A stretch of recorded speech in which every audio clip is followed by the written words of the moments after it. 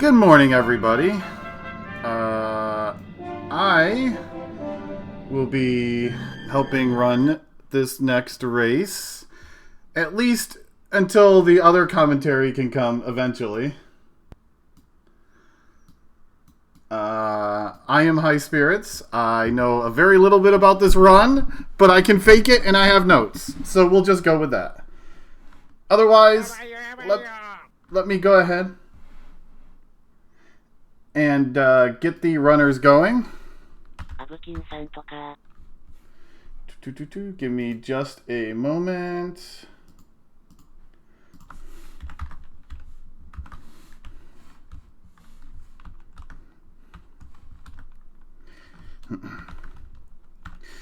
I mean, I'm old. I usually wake up. I wake up early. Usually not this early, but I wake up. And we are off with our racers. So yes, we are playing some Dragon Quest 3 on the Famicom today. With our runners Crimson YTB and Abukin 777. And yes, this is the Famicom version because it has shenanigans with it. This is the any percent with RNG manipulation. Yeah, they're going to be using just regular plates today.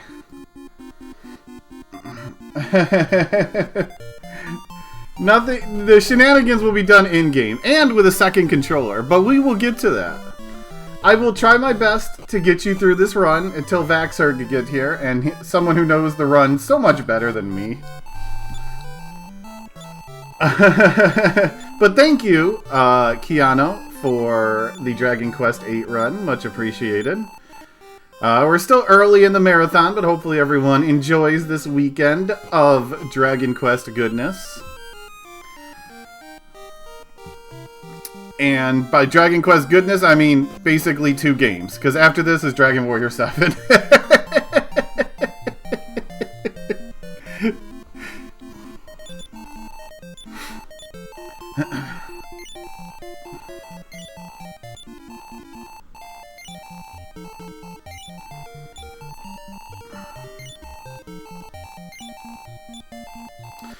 So, yeah, a staple of Dragon Warrior 3 is one of the good things is all your party, every time you create a party member, you do get items, but they're also, as you notice, getting a lot of gold from nothing.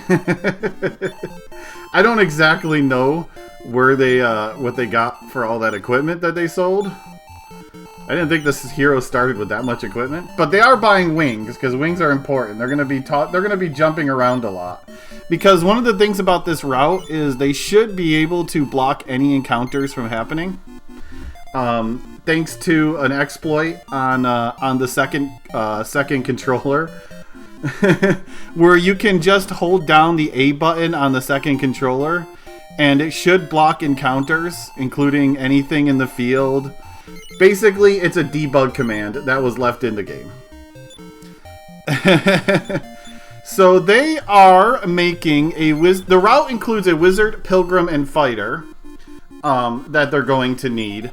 But they're also going to need it with a specific amount of health. The pilgrim needs to make sure he has at least 11 health, and the fighter has to have at least 14 health. That's going to be part of the RNG manipulation.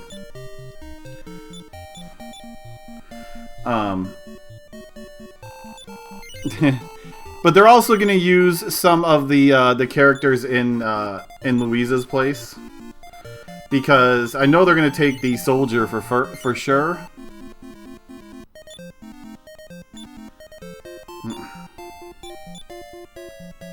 Yeah, I know he got equipment. I just didn't realize he got that much equipment. That's all. But thank you, Raiska. See, we're all learning together, yo.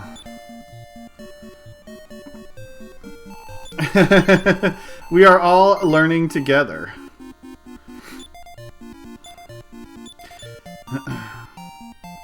So yeah, once Crimson's got the health characters that he needs. So from now on, like I said, there should be no random encounters as long as they're holding the A button down on the second controller. And this is just now, for a while, it's just item fetching.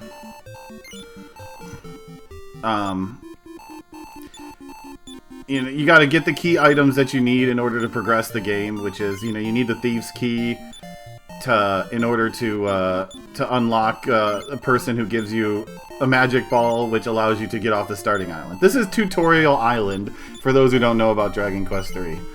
The whole point is just to get you into the game and get you used to playing the game and, you know, and let you level up a bit before it sends you into the real world. So there'll be no encounters as they go through and climb the tower to get the Thieves' Key. As long as they're holding the A button, again. And, yeah, this is what the start of the game is gonna be. Until they get to the Metal Slime grind, which will take some time. As you can expect, Metal Slimes, you know, anything like that is completely manipulated. The one thing about Dragon Warrior 3 RNG that I do know is it is pretty easy to mess with. You can very easily set up any kind of manipulation that you want, just by loading from a power, you know, turning or loading the game up from a reset and just taking the same steps the entire time. And the game does have a buffer for movement. Like, it's not frame perfect movements or anything like that. You have a window. I don't know. I don't know exactly what it is. It might be 16 frames, which is about a quarter of a second. Like, you have time to buffer your inputs. So it's pretty easy. So if you ever play the game and you find yourself, like, loading a game and then just doing the same thing over and over again and getting the same encounter every time, yeah, all you have to do is, like, stop for a second. But other than that, the game is very easy to get the what you want to happen again and again. And it only works in rooms where there's, I don't know if this is true on the Famicom version, but on the Nintendo version, the RNG only rolls when there's an NPC or something else that's moving. So like in towns, the randomness is continually rolling. When you're on the world map, it is rolling because there is the ghost ship going around the waters, and every time the ghost ship takes a step, it's changing the RNG. So, but like I said, as long as you just follow the same thing you did every time, you'll always get the same thing. Which is why, like, this is why it's so easy to RNG manipulate. So this is the cave to get off the starting island. They use the magic ball to blow up the wall, as Abukin is doing right now. And then it's going to stop over here, pick up a magic knife. This is assuming that the items are the same, both in English and Japanese. Just picking up the weapon that's there and going through the cave. This cave definitely it's a good challenge when you start the game, especially when you hit this floor right here. And I'm sure anyone who has a cowness emote knows exactly what to swarm right now.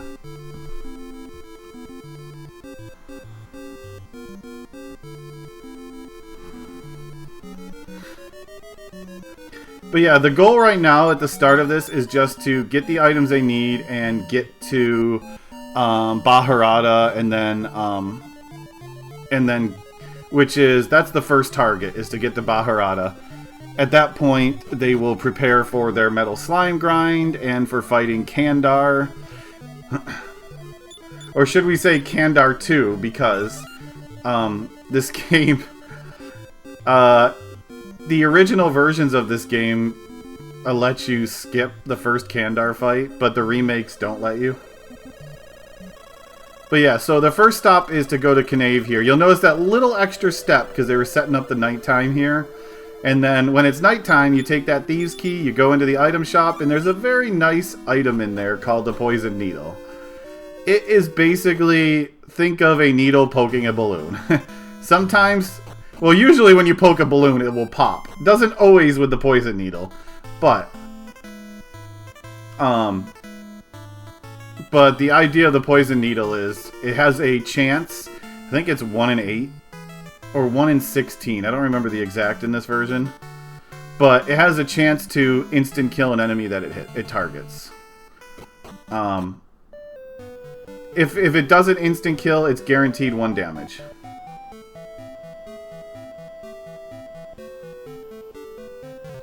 Yeah, there was a tweet back in like October of Yuji Horii talking about being at the office late, playtesting Dragon Quest III HD 2D. That's the only hint of information that we've gotten that they're actually still making the game. That's pretty much it. So now it's a quick jot through the pyramid to pick up the magic key. Pyramid has great music, so I'll switch it over here to Crimson.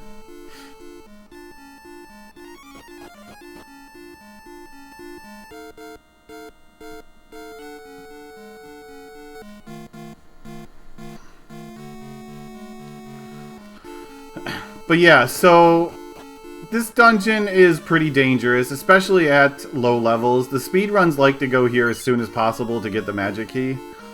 You should not come here at low levels. It is very dangerous. And any run that doesn't do any type of RNG, randomness manipulation, dies in here often. Because they always try to come here at low level. So grab the magic key, which is required to get through the next part of the game. It's a required...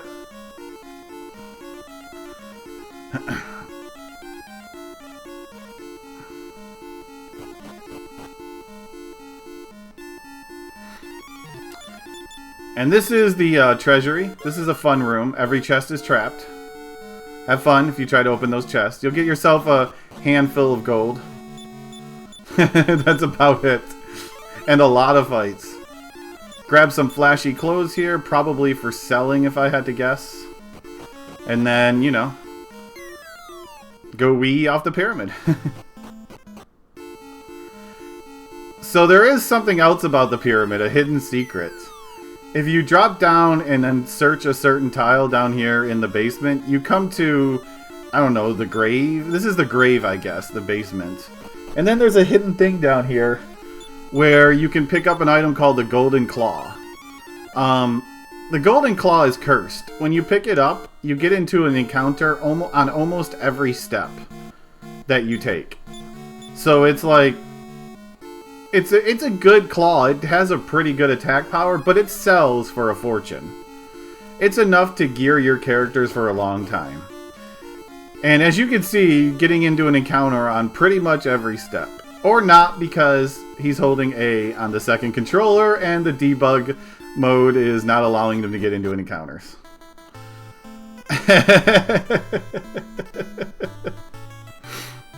Come down to Isis when it's daytime.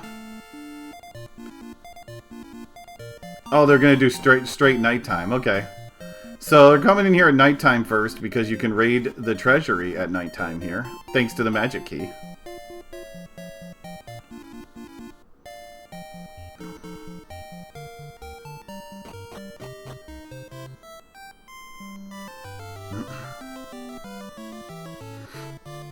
Apparently everyone goes to bed in this kingdom.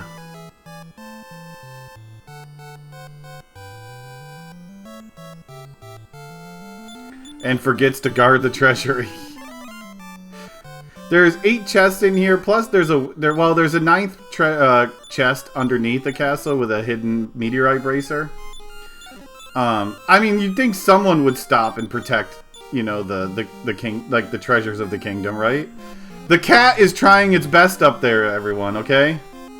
The cat is trying its best. It just was a little slow to get over there to be cute. But there's also another treasure you can get at nighttime up here for the wizard's ring, which the queen tells you to take, but you have to come here at nighttime in order to get it.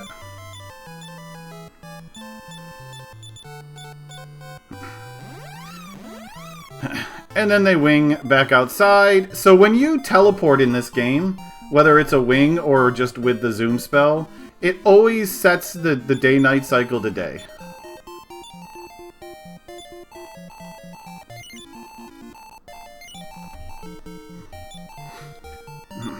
Thank you, Poisonous, for the Prime Gaming sub, helping support the RPG Limit Break channel. Which, by the way, RPG Limit Break, the annual event for NAMI, for the National Alliance on Mental Illness, is coming up next month, May 19th through the 25th, right on this channel. Oh, I have no way of knowing when Crimson is going to talk. And if he is, it's going to be very quiet, unfortunately.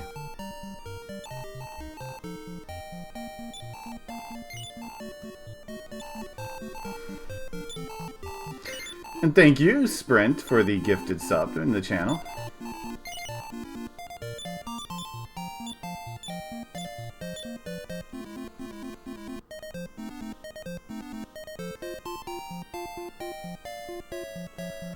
All the gifted subs. Thank you, Sprint, for helping out. So, all of that does go to help support the event, which I might be a part of.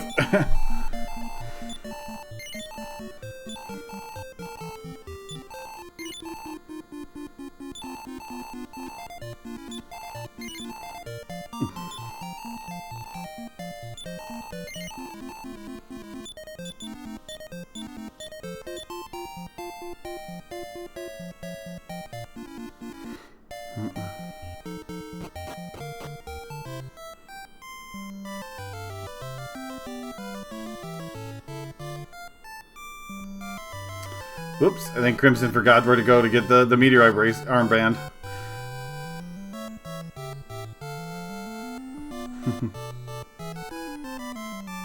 There will be Dragon Quest games at the RPG Limit Break Marathon.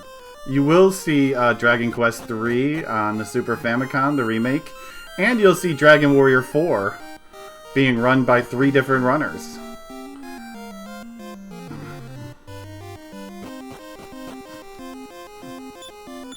So yeah, this is a big boost to agility.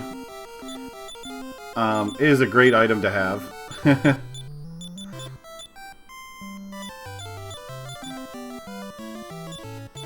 I don't know all of the gear that's being equipped. I didn't see them doing any shopping. Well, now they're probably going to do shopping. You have the Golden Claw money, which they haven't even spent yet. I think that's bronze armor, I want to say, or bronze shield. And that might be the Iron Claw, and then Scale Shield. Not 100% sure, but I think that's the gear.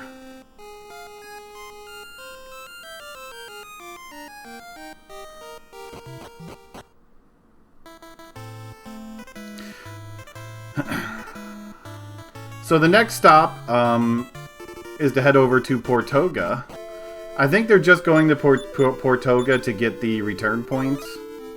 Portoga has a quest to pick up black pepper from Baharada. Well, after you have to save someone first. And it gives you a ship, which is how you get around the world. So at some point you need to come over this way, and you need the magic key to get here. That's one of the first main reasons to get in the magic key, is so you can reach Portoga here.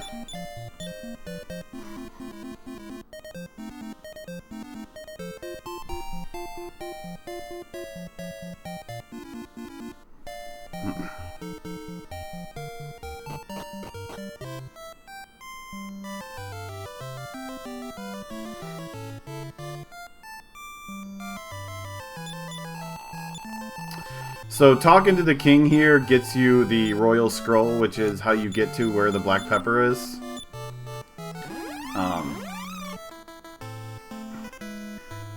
Just a hop, skip, and jump through this cave. Show the scroll to a lonely, I don't know, is he a dwarf? I think Nerud, and allows you to head to Baharata, which is where they're going to start setting up for the metal slime grind. Getting to Baharata and then getting to Dama, which is, in this game, Dama is where you want to go to change your classes. Because this game does have a class system.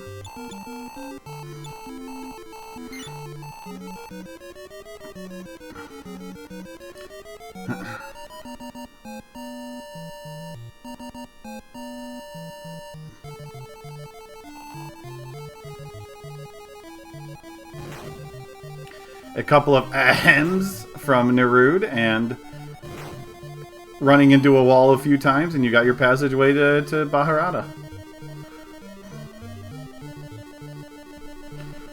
Sometimes you just got to use your head, right?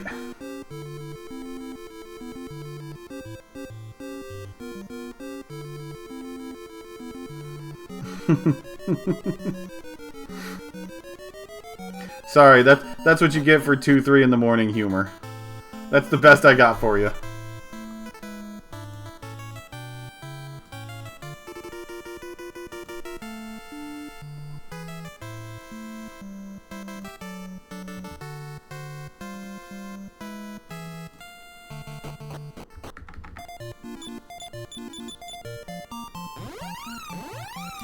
Okay, so reaching Baharata, it's time to start setting up.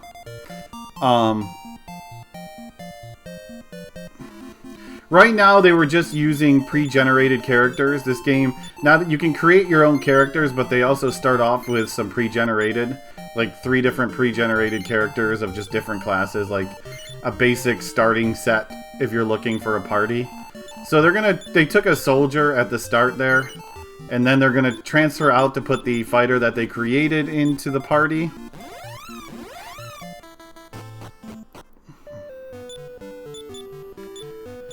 Do a little bit more equipping, because we bought some gear. There's more gear here to be bought also. Let's see if I can figure out what they're buying.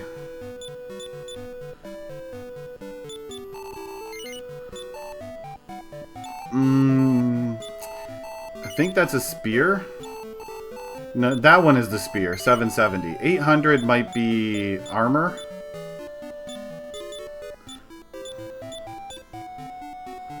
I'm guessing is bronze armor or bronze shield.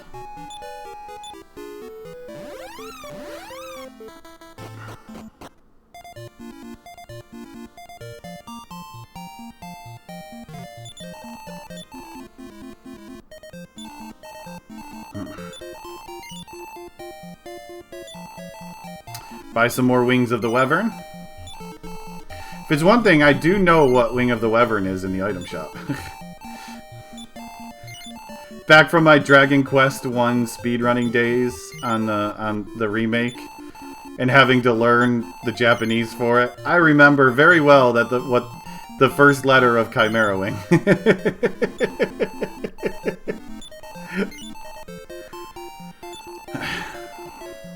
I'm not sure what that is, though. What is that? That's not familiar to me.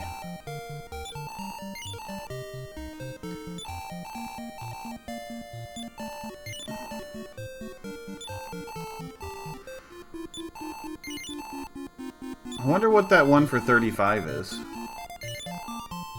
I can't read the Japanese, unfortunately. You'd think after 10 years of speedrunning Dragon Quest games, you'd eventually learn enough to help you out. Yeah, that one just doesn't seem familiar to me in the Baharata shop, so I'm not sure what that item is. So up here is Dama, and that's where they can also save and reset the game in order to set RNG, but this is where the metal slime grind will take place.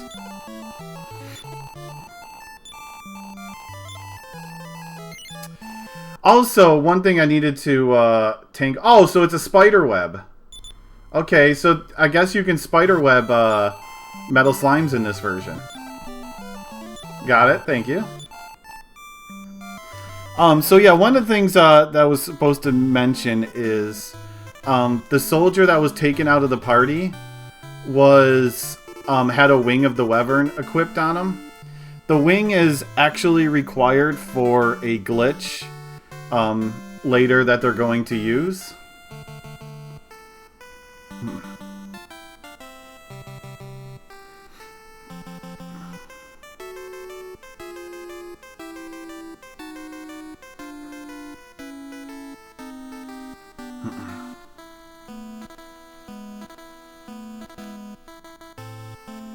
So doing a very specific set of movements, because remember how I said the RNG is fairly easy to manipulate in this game. Unfortunately, Crimson made a mistake somewhere and didn't get the encounter they were looking for. What they should be doing is they're going to find a metal slime encounter somewhere out here. Right there. And if you've done everything correctly, the walk, you should, as long as you use the same commands every time, you should get the same results. Fortunately, it looks like Abukin made a mistake in there. Although I'm not sure how much they're manipulating, if they're really manipulating every action in combat. The Famicom might have a different way of using RNG that Vaxherd would have to talk to you about later.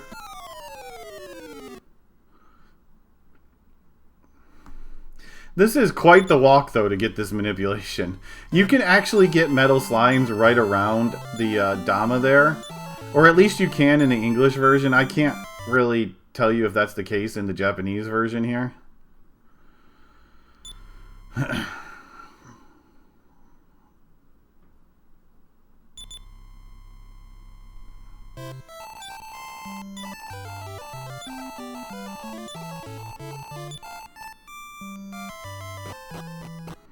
As Abukin got this encounter again.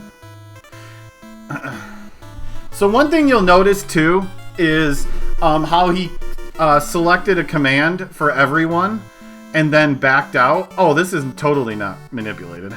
It's getting different results. But you'll see how they're selecting a command and then backing out and then selecting another command.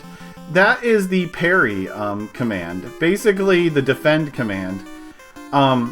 This game has, I don't know if it's a glitch or a feature because you can find it in the manual, but if you parry something and then back out, you keep that defensive state for the turn. So you basically take half damage from everything. And when you're doing like speedruns and going at low level, oh, there's a kill right there for Abukin. It's a good way to be able to go around the game at a lower level and only take half damage from all fights. The only thing that removes it is if someone does Disrupting Wave or Wave of Ice, that cancels buffs. That's the only way to cancel it for the turn. Otherwise, you know, you just enjoy half damage. I'm not sure, like I said, I'm not sure if it's a glitch or a feature just because they put it in the manual. So, like, it's there to get. But yeah, so it looks like Crimson has got the encounter he was looking for. See if they get any kills.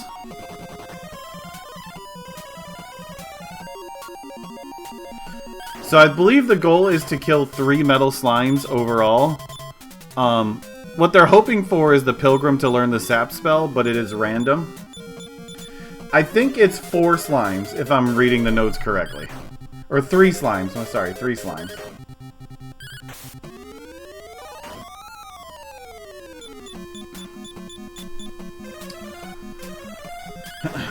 So one of the things about level ups in this game is you're not guaranteed to learn a spell on a specific level. There's a starting level that you can learn it, and I believe there's a 50-50 chance to learn a spell over the next few levels. 2 kills for Crimson.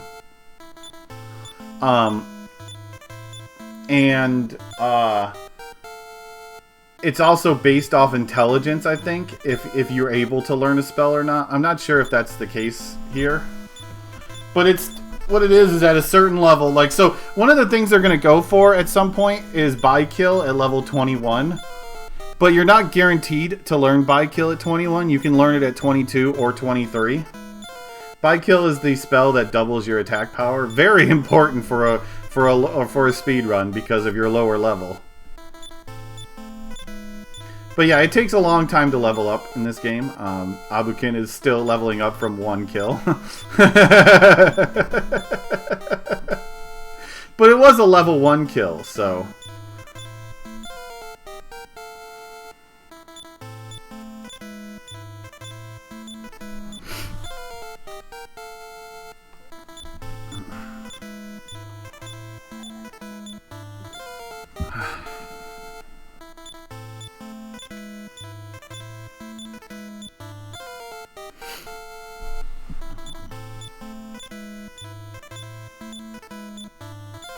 But yeah, the goal is, it looks like, to kill 3 of them in order to get strong enough to take on Kandar, which is the person holding the key to getting the ship.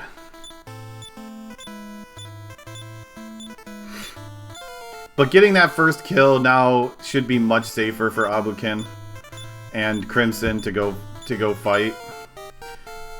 That first fight's a little tricky when you have metal slimes that can do half your health with a fireball attack.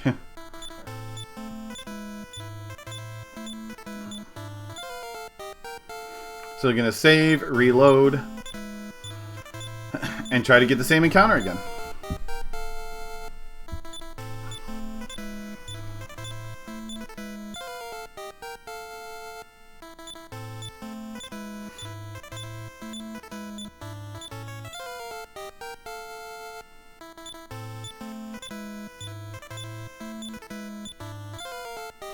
Oh, I guess they only did that fight once. I guess they're going to go for the other manipulation here. Okay, so the note says Metal Slime 3 manipulation. I figured it was to kill 3 of them, but I guess it's just to kill 1 to set up this manipulation.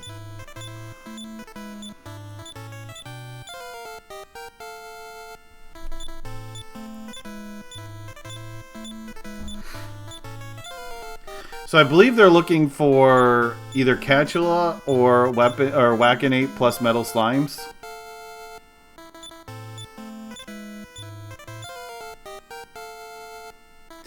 Yeah, they're looking for either a Catula 4-minute fight or a Wackinate plus 2 Metal Slimes. That's what they're looking for. Or they're doing another Metal Slime 3. I'm not sure. Again, unfortunately, I'm sorry, but I don't know everything about this route.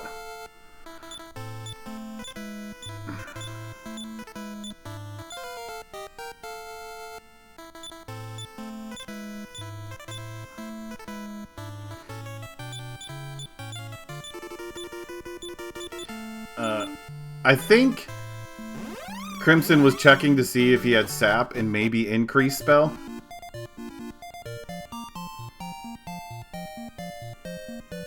Abukin might be forced to do this one to try to get those spells.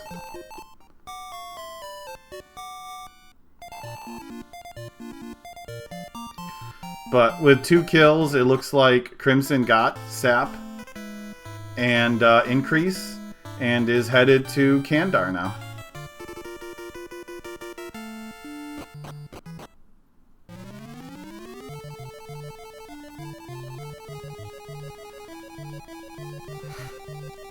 The block dungeon here.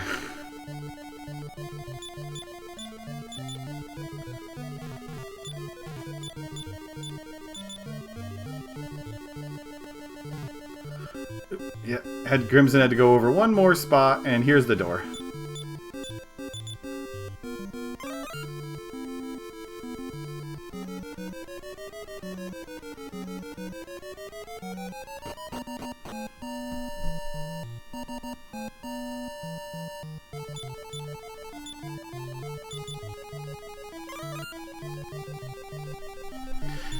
There are seeds in this room, stat increasing seeds. I think there's one of each kind in those chests.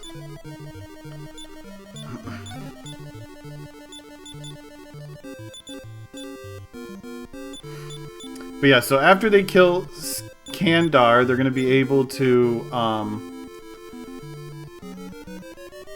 get access to the ship where they can set up the next grind, which will be metal babbles.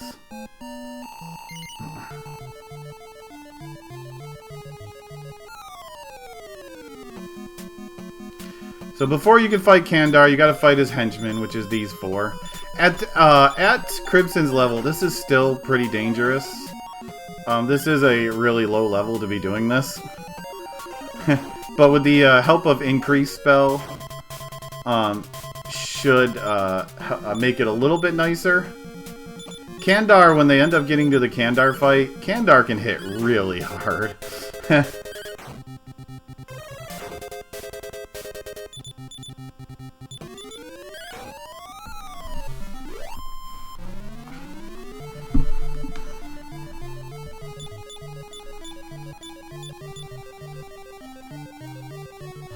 So you'll notice they puts the fighters up front, and the casters in the back. Dragon Quest games, generally attacks are weighted to hit the front of the party before they hit the back of the party. Sometimes it doesn't feel like it, but generally attacks are weighted to hit the first slot and the second slot outside of the third and fourth. You can find that, same mechanic in early Final Fantasy games also. I guess it's kind of a way for a tank position.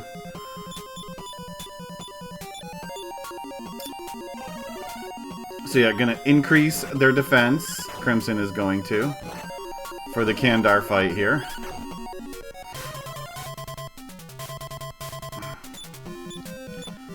And make sure to parry fight because Kandar still hits hard even through increase right now. Fortunately, your defense is low enough that increase helps, but only to a point, unless you cast it a bunch, which Crimson is casting it a bunch. It's not gonna get a huge effect because the increase spell, which increases your defense, is based off of how much defense you already have. So the more you have, the more benefit you get from it. I think it just flatly doubles your base defense.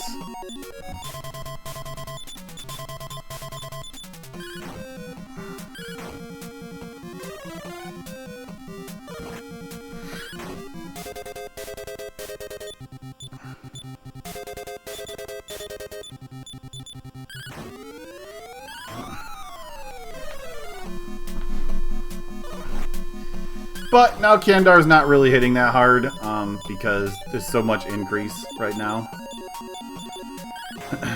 But Kandar has probably 700-800 health if I had to guess.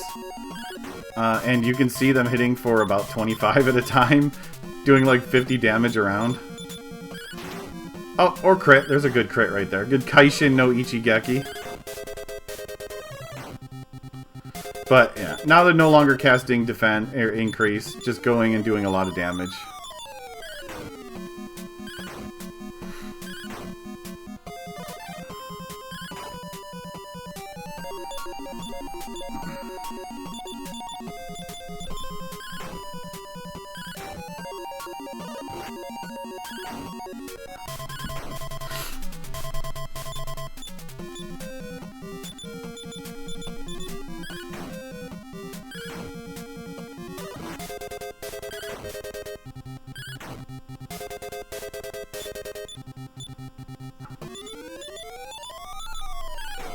Good thing about Kandar is he does give a good chunk of experience too.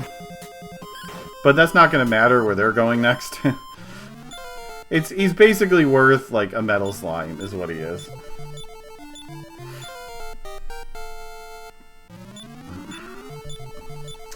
And there goes Kandar for Crimson. Abukin's working on the fight now. Had a little trouble. Didn't get as lucky as Crimson did in the metal fight. Crimson got 2 kills in the fight. Abukin only got 1, so had to farm extra experience.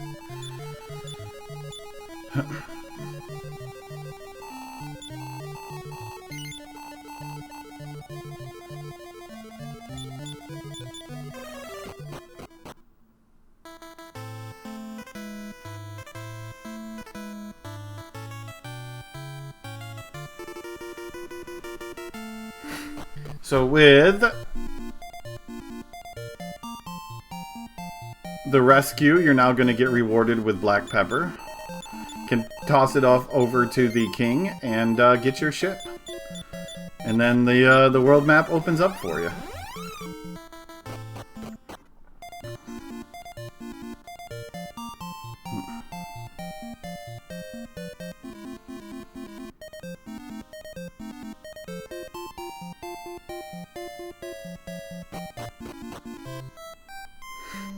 So the next thing coming up is the metal babble grind, but it's gonna take a while. They're gonna manipulate, if things are done correctly, they're gonna be able to manipulate a metal babble to appear around the village of Su. And they need to kill at least, or about 5 of them. It might take a 6th one in order to get by kill on the wizard, but again, that which is level 21. But you remember that it's only a 50-50 chance to learn by kill. So, they might not actually learn it on the final kill. At least there's no random encounters. That's the good thing you got going for you. But yeah, so they're gonna make sure they get the return point for Su up here. Because there's an area up here where you can find metal babbles, which is nice because having them before before Dark World. And right under this well is a Staff of Thunder, most likely going to sell it for a good chunk of money. Might be able to use it, but I don't think they're going to need it after they level up. Probably buy an invisibility herb here, which they're going to need for story progression at some point.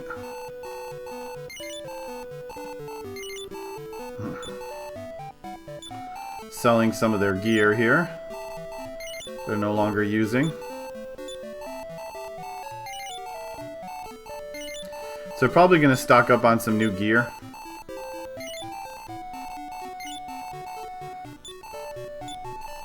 Because this is all the weapons and I think some of the armor. Like, I think that was the shield that was just sold. Don't forget the invisibility herb. Crimson almost winged away without the invisibility herb. Oh, I think he's getting moth powder, poison moth powder right now. The poison moth powder is can confuse an enemy.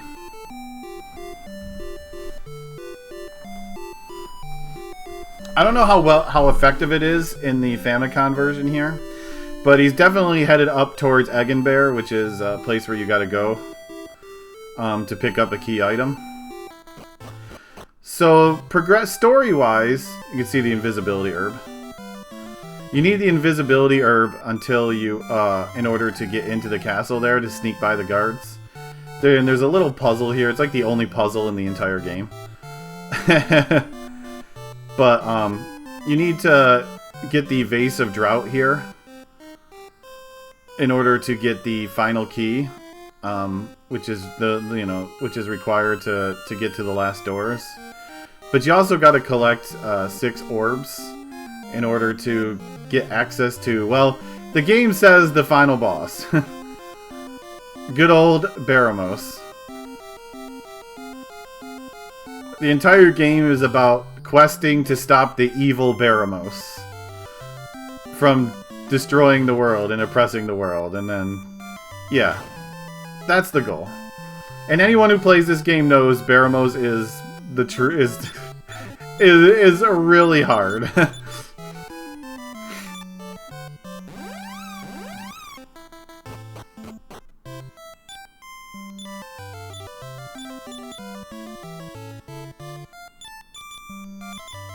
So they're going to set up the Metal Babble save here, because this is the fastest way to save in the game.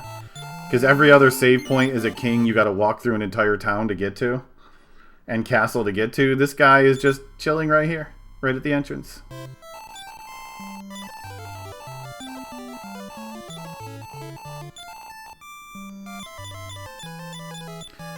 So they're gonna warp to Sue, take one step to the left there, and then follow the path over here to a specific spot. And if everything worked out, a metal babble will appear. Metal babbles are big experience, the most experience in the game. Metal slimes give 1,350 experience times 4. Experience is split in this game, so it's really 1,350 times 4. But if you have party members that are not alive, then you get more. That one, the babble ran away. Metal babble is worth 10,000 experience, basically worth 9 or so metal slimes. And it actually takes quite a bit of experience to get to level 21, which is the goal.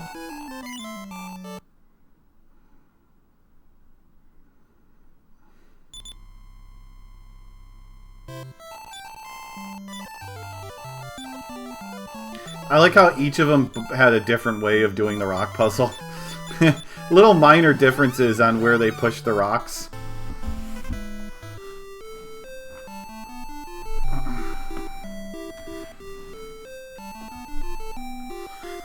So it looks like Abukin is just going to go straight into the metal babble grind.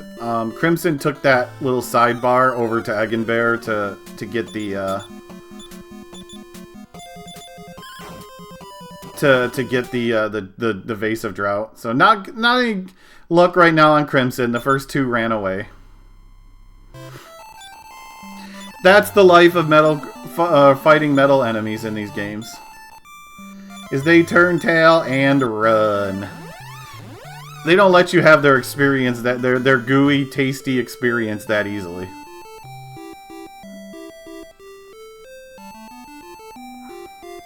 So yeah, this is where we're gonna be for probably 25 to like 20 to 30 minutes. Probably is how long this is gonna take.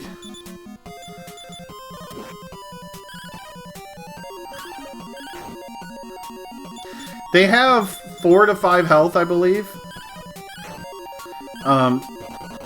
Ooh. Crimson, I think, got a 5 health metal babble. Anyone who was around for the Dragon Quest 8 run before this knows exactly how fickle these things are.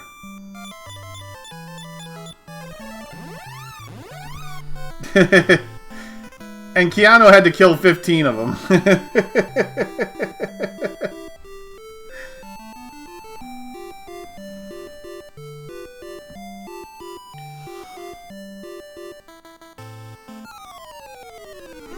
Still waiting on our first kill. No luck with anyone yet.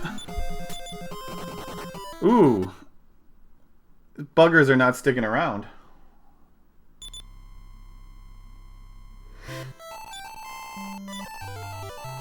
But yeah, the 5th kill should be what's required to get to 21 for the wizard. And then you just gotta hope you get by kill. One of the things about it is if we see a spell pop up, even if you can't read it, it's not guaranteed to be by kill at 21 because there is a chance that you don't learn Snowstorm before by kill. And you can learn Snowstorm at 21 instead of by kill. I think Snowstorm is level 20.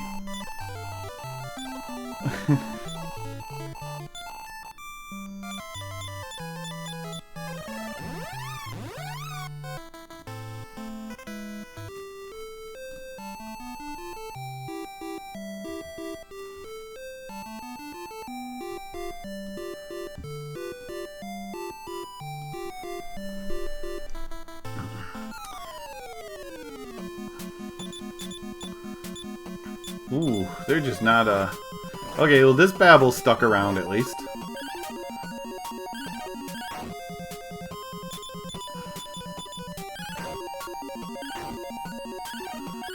Four. Oh, ran away on 4 health, 4 damage again. Ooh. That's 2 now that barely eked away from Crimson.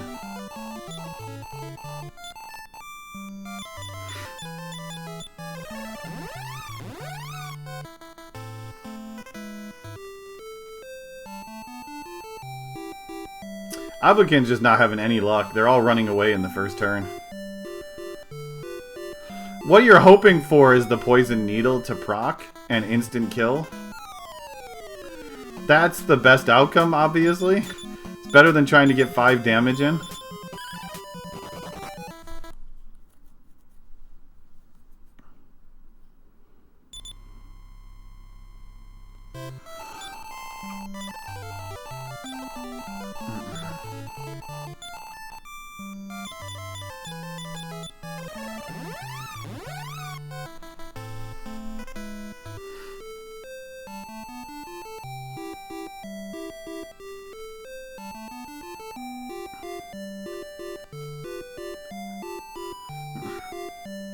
But yeah, the only person who's guaranteed to do any damage to the slime is the wizard with the poison needle equipped. Everything else is just... Is it 50-50? I want to say it's 50-50 chance to hit a slime. There is also the fighter in the group. The fighter has a higher crit rate. So you're kind of hoping to crit also, but you're not gonna at the level that they're at. The fighter doesn't get that big of a bonus to crits yet.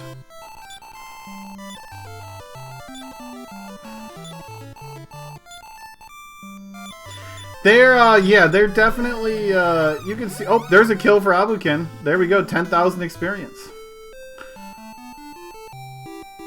The good thing about Dragon Quest is you really don't have to play it in order, because there's only there's only a couple or a handful of the games that are tied into each other.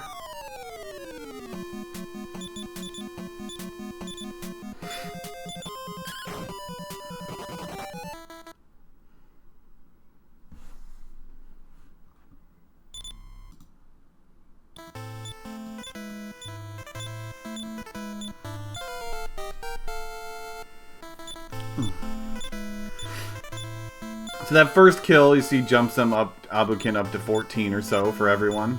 Maybe 15 with the one people that need less experience. Nope, okay, 14.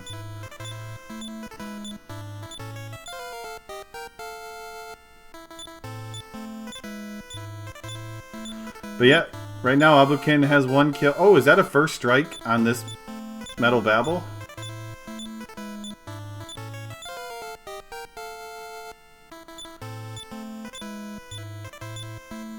Come on. Okay, it's stuck around. If it sticks around one more round, it only has 1 health left. There you go. And Crimson's on the board. 1 down, 4 to go.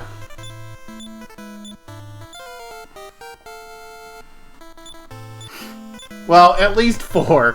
It depends if they learn by-kill or not.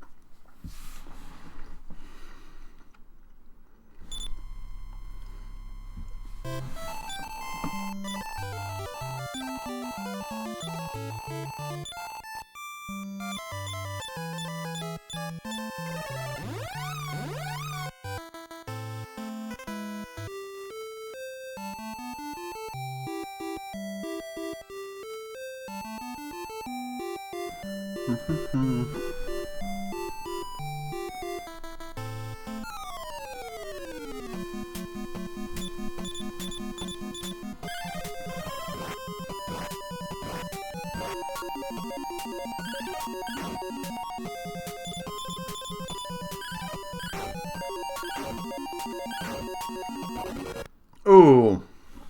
That was a 4 damage metal babble that ran away. Those are the ones that hurt the most.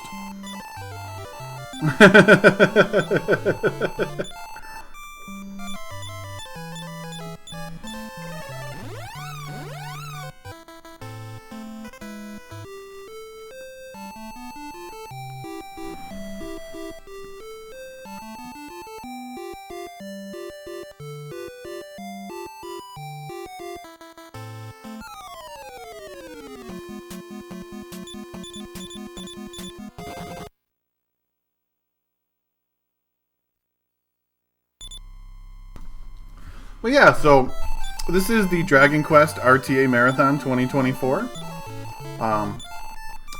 5 days. I guess it ends up being 5 days. Like 4.5 days of just Dragon Quest speedruns all weekend. Running through the end of the weekend. And after this, we got Dragon Warrior 7 by the Countess. That's going to take up a good chunk of the day tomorrow. And then after that, we got Pop running the Roto Relay, Dragon Quest 1 through 3. So after this, 27 hours to get through 2 games. Well, actually, I guess it's 4 games if you count the entire relay.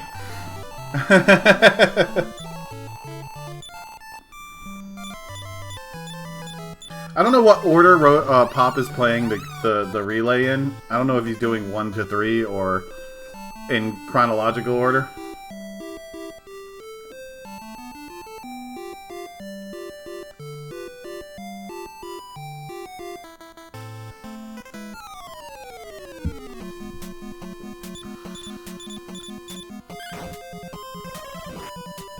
Okay, Abukin has one that stuck around.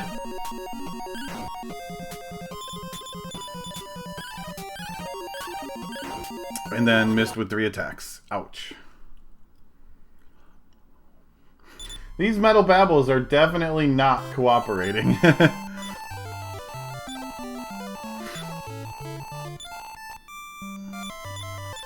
Once they finish the grind here, though, and get by kill, it's pretty much just running around the world for a while.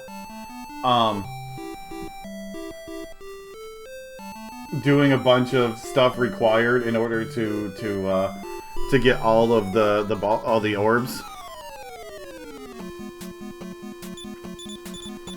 Because after this, you got to collect the final key and get all 6 orbs, while picking up some key quest items along the way. It's a lot of travel.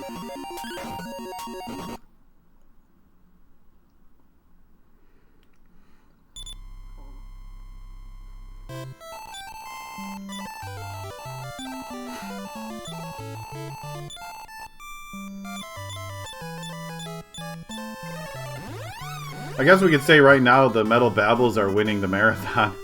They weren't very kind to Keanu, and they're not being very kind right now. They know they're on stage.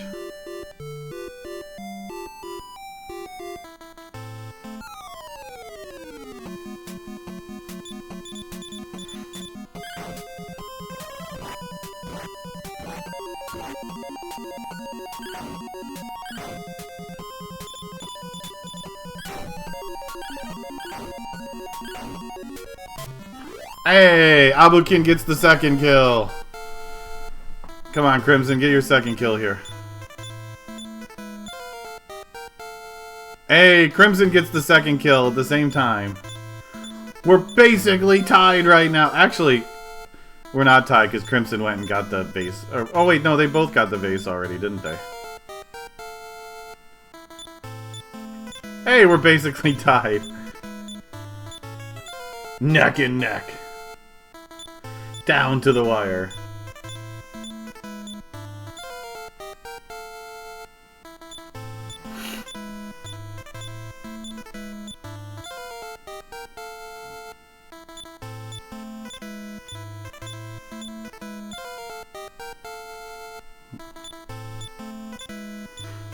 But yeah, so the whole plan is to get by kill on the wizard and then going to class change the wizard into a soldier.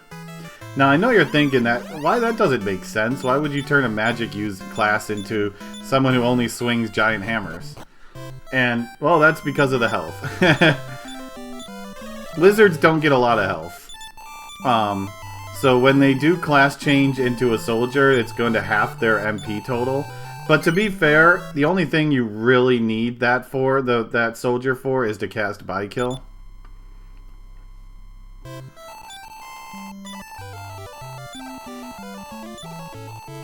Just having someone who can equip a lot of armor and a lot of health is much more valuable than having a wizard blasting a bunch of spells when mostly you're just going to be either sapping, which the priest can do, or raising your defense, which the priest can do, or casting by kill to power up your fighters to actually deal damage.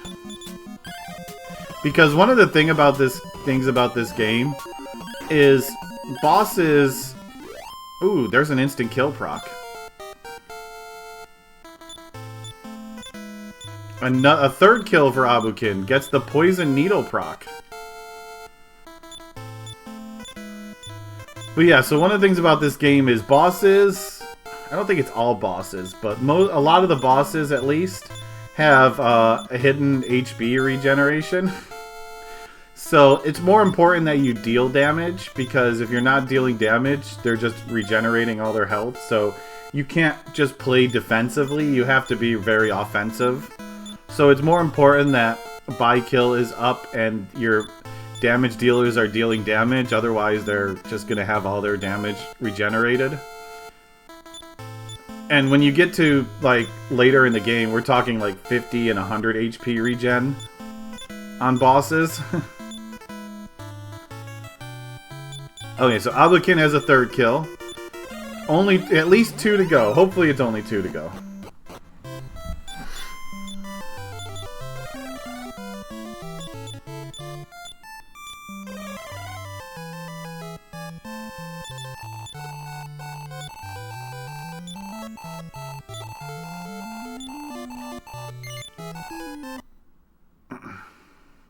Crimson is getting a metal babble in a different spot than Abukin.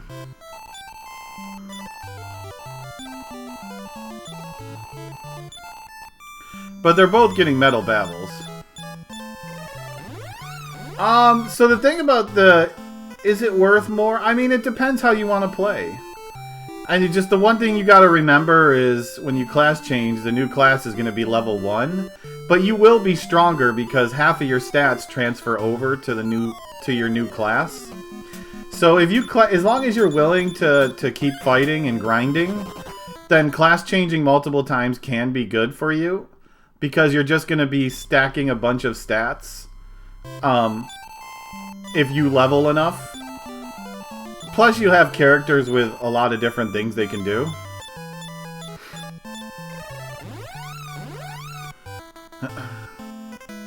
It really just depends on how much you... oh, there's a third kill for Crimson.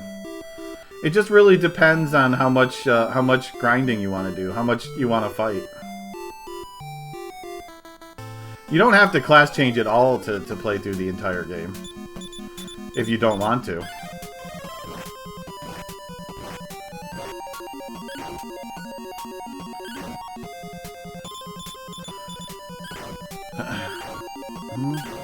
Oh, Abukin gets the 4th kill right there.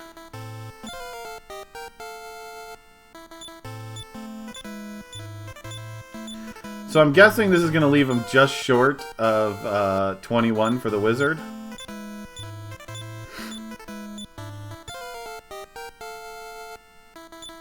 Oh, 4th kill for Crimson too. Look at this, they're just staying neck and neck. So there's 2 ways to get a Sage in this game. One is to well, in order to class change period, you got to be level 20.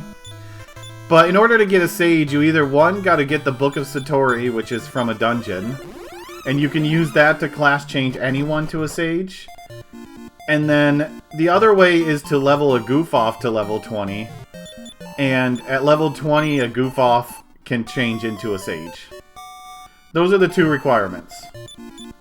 Is the Book of Satori from the tower, or a goof off level 20.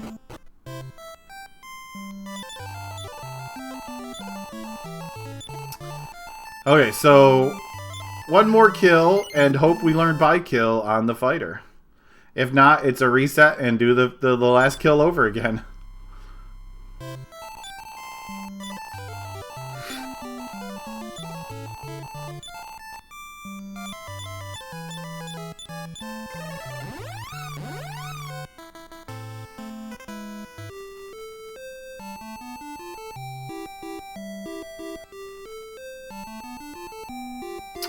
But yeah, so it's a 50-50 chance of learning by kill. Ooh, can Crimson get this?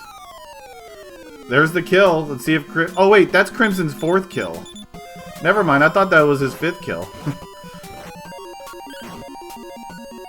Okay, well, we're going for Abukin's 5th kill now.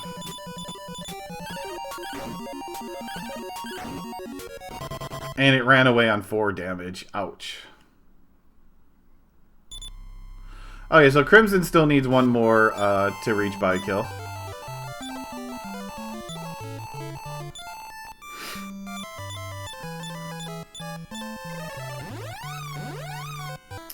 We've seen several 4 damaged metal babbles run away, which is really painful considering they have 5 health.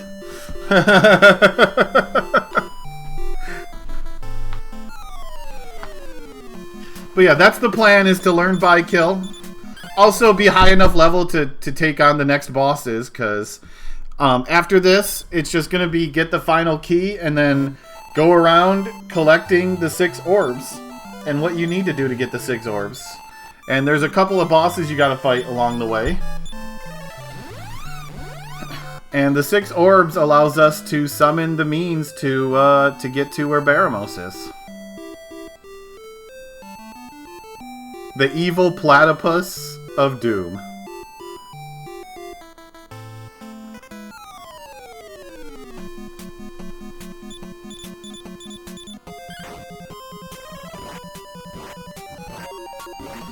Okay, Abukin stuck around, but not getting... Oh! Got the kill! Nice, let's see if we get by kill on the wizard. I think the wizard is going to be in the 3rd slot? No, 2nd or 3rd slot. Probably the 3rd slot.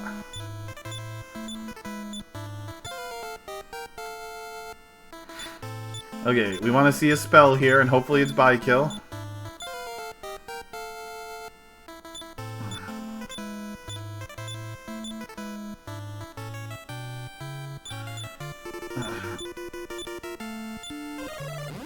Oh, are they just gonna keep the levels and then kill another one?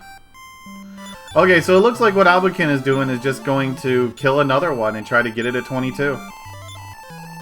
Instead of resetting. So yeah, never got by kill. Didn't see a spell. Usually after the HP MP you would see more text. That's that you've learned a spell. But I guess Abukin is just gonna go and kill a 6th one and try to get it on the next one.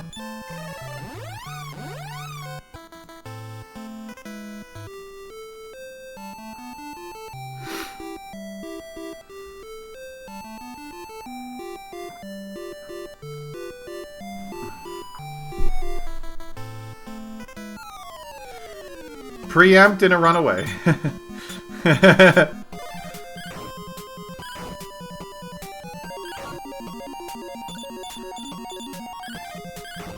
What is that? 4 damage? 5 damage? Okay, let's try again on Abukin. So I believe you're guaranteed to learn by kill at 23 if you haven't learned it yet. But 22 will be another 50-50.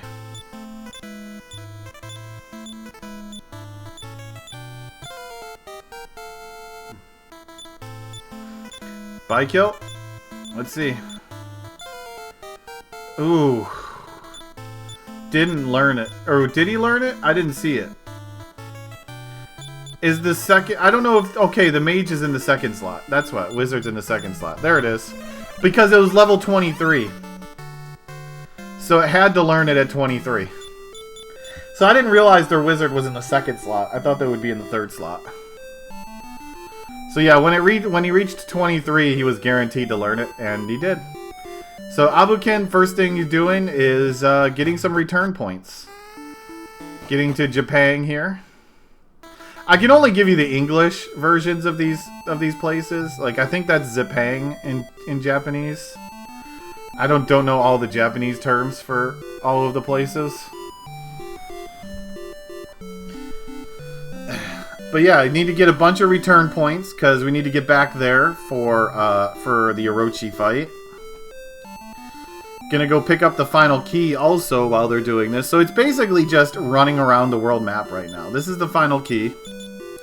The vase that they got in Egg and Bear where they used the invisibility herb to break into and played with the rocks. That's what you need to open up the way here to this key. They're gonna wait right now in order to class change the wizard till before they're about to go fight Boss Troll, which is one of the bosses, because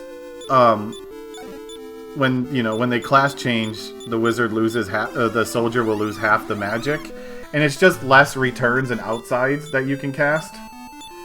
So it makes sense to wait until you're about to fight bosses before actually getting it. Okay, Crimson got a kill. Crimson learned... Is that 2 spells? If that's 2 spells, that's guaranteed by kill then. So I think Crimson got it on level 21. I think I saw 2 spells. If that's the case, one was Snow Blast and the other one was by kill.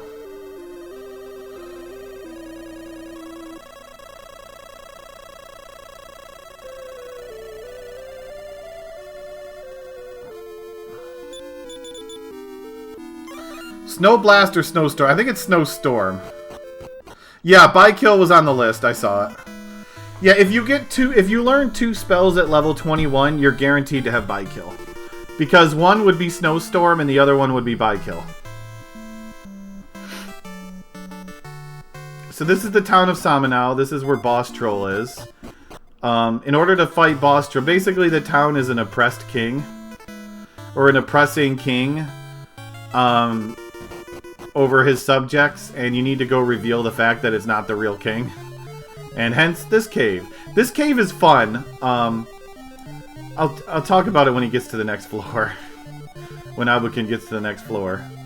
This dungeon has a really fun layout. So you're gonna notice chests. You're gonna notice an entire line of chests. You're gonna pick up I think that might be a strength seed. But there's actually 2 lines of chests in this dungeon. One that goes to the left and up and around, and then one that goes down and around. And they're not really good items. It's kind of like breadcrumbs. And you keep opening the chests until you enter a room with a whole bunch of chests in it. And all of the chests in that room are mimics. So the game basically baits you into these rooms and then gives a room of mimics for you to fight. It's pretty hilarious.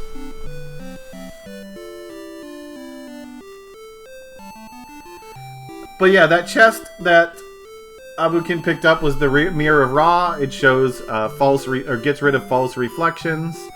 We'll need that for the boss fight. Next thing is to head over to the pirates hideout here, where the red orb is hiding in the under the ground here. One of the 6 orbs that you need. Everything they're doing right now is to collect the 6 orbs.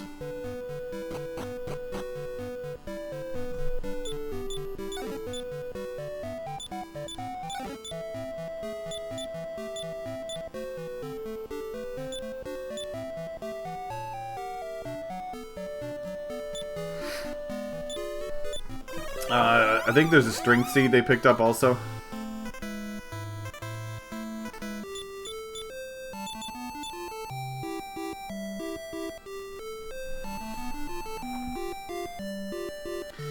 And Crimson is just going to be doing what Abukin has done. Just a little bit behind, a couple minutes behind. Abukin got 6 kills in the time it took Crimson to get 5. This is Lancel. There is a trial of sorts that you have to go through in the back here. Basically, the one person has to go through the cave of trials, the whatever they call it, and that's not a symbol you see very much in the English version. Let's just say the floor pattern is different in the English version.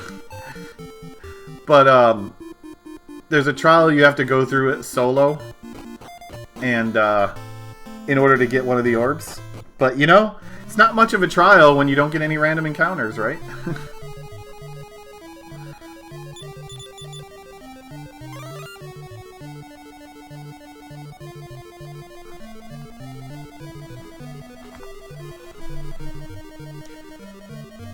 There's also a demon hammer in here. Oh, Crimson is going for another chest. But yeah, that's the trail of chests. If you go into that room over there, to the right, you'll find like two chests, I think, in that room. No, 4 in that room and 2 in another. And they're all mimics. Yeah, that floor that Abukin was just on is really disorienting. But this is the way... No, this isn't the Demon Hammer. This is the armor. The Terraforma armor, I believe. But it is... No, yeah, it's an armor upgrade is what it is. I think it's the armor of Terraforma, I believe, is in that chest. Just a big armor upgrade. You saw Abukid's defense jump up. Demon Hammer's in Baramos' castle. That's where it is. Yeah, this floor is disorienting. And then you got one more room. Bunch of skulls on the wall will keep warning you, like, turn away. Go back. Ooh, spooky. And then you get the blue orb. And you're out of here.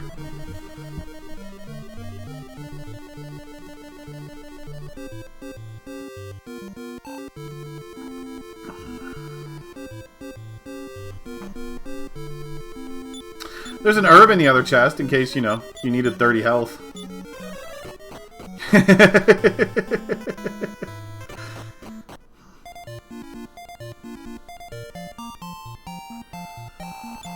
So, the person who goes in that cave, by the way, is the first party member. So, in this case, the hero is in the front. He has outside, which is the main reason why the hero goes in there, is to just be able to outside out of the dungeon. That's really that, plus the fact that he gets a bunch of armor, but really the only reason the hero goes in there is because of the outside spell. If you were fighting things, you'd like the armor.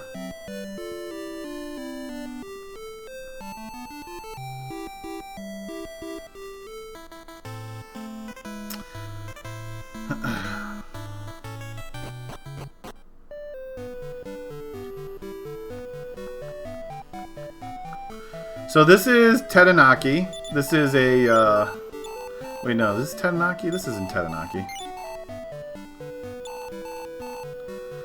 I'm not sure what they bought. Yeah, so this is Tetanaki. This is a ghost town. If you come here during the day, there's no one here. But you need the final key in here to get the green orb from this prisoner. So that's another orb required.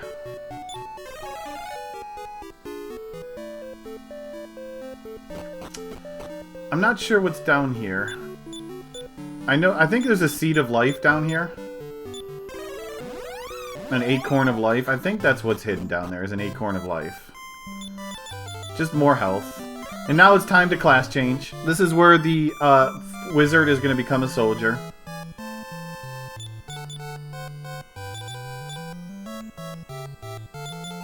You know, I'm not going to say anything.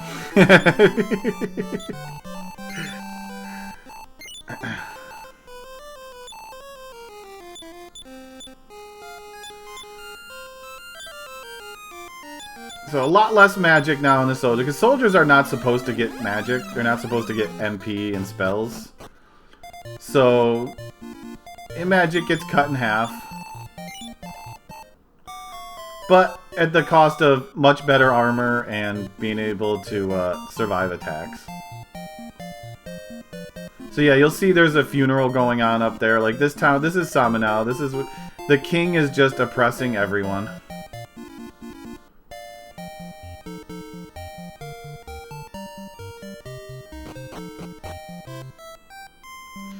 And you need to sneak in. Can you can do this during the day on the Famicom version?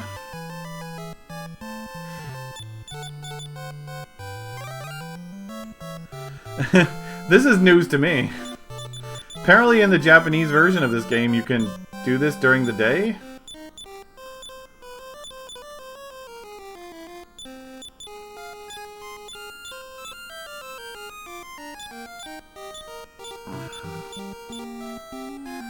Put some gear on the soldier.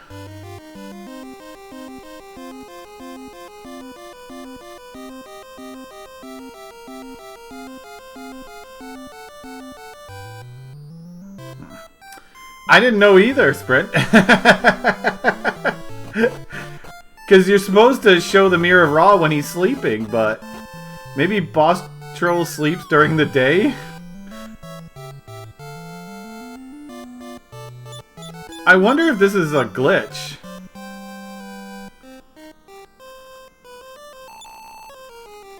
You know, I really want to try that on the English version now. Because you saw the boss troll wasn't there. But just use the mirror and the boss troll appeared.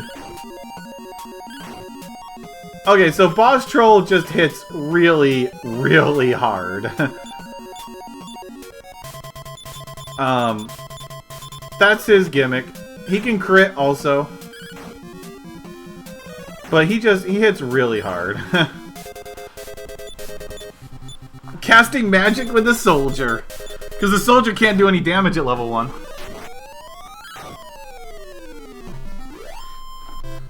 He's not a very hard fight.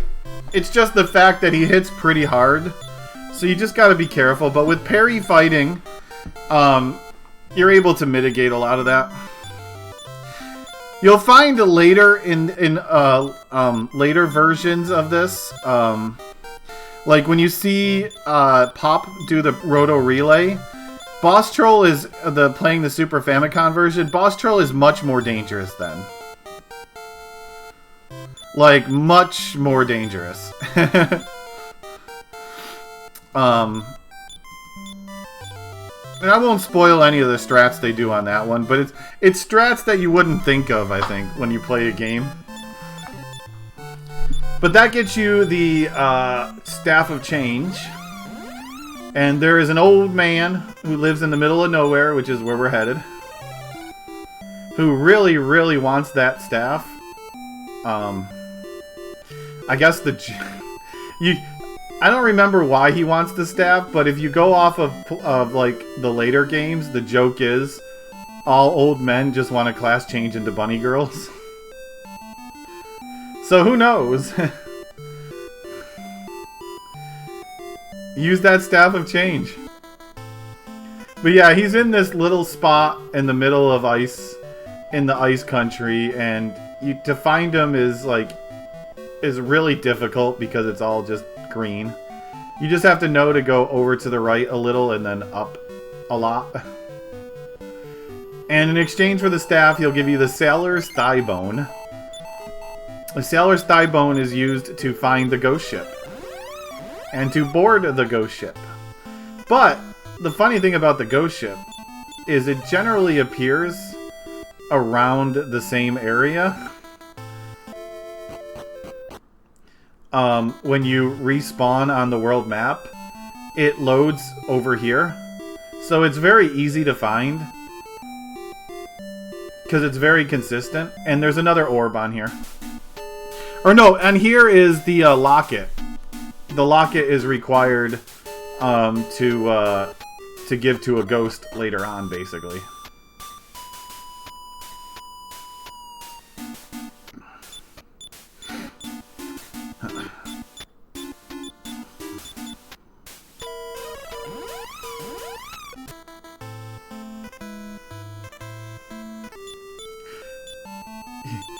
I just noticed at the top of the screen, if you weren't looking on Crimson's side, is where you saw the enemy appear. Like, it was just, like, cut off on the top of the screen. I guess that's the trigger for Boss Troll to appear. Yeah, these Famicom versions of these Dragon Warrior games, these Dragon Quest games, some of them have some glitches that you won't see on the English version. Like, Dragon Warrior 4 has glitches that we never got in the West. So this is going to Gaia's... what the heck? It's not Gaia's Navel. I forgot what they call this place, but it's a shrine. And there's a ghost here of someone looking for their lost love. And you show them the locket that you picked up, and that lets the Olivia, I think it is, or something like that, gets to see her long lost love and lets you go. And you come in here to get the Sword of Gaia. Sword of Gaia is what you need to enter a dungeon called the Necrogon. The Necrogon, which is where we're going, is a notoriously difficult dungeon. It's not on the same level as the Road to Rhone in Dragon Warrior 2, but it is a very, very difficult dungeon. But it's not difficult if you get no random encounters. So enjoy the animations.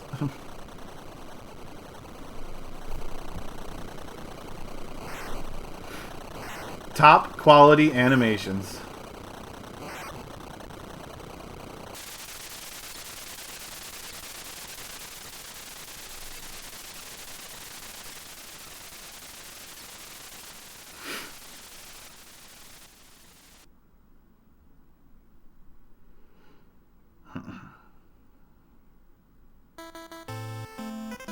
But yeah, this is a very, very difficult section of the game.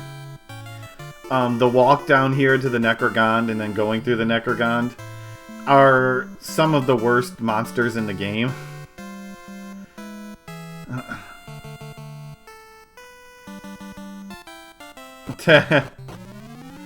No one likes escort quests. Or slow walking. So Crimson's only a couple minutes behind, a few minutes behind at most. It's not too bad.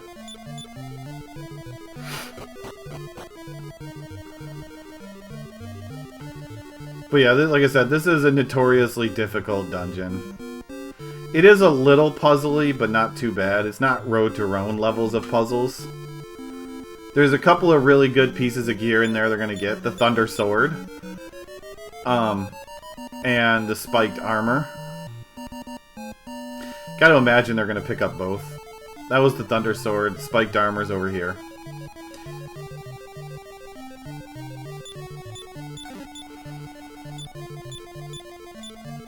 Spiked Armor is good because it reflects partial damage if you're meleeed.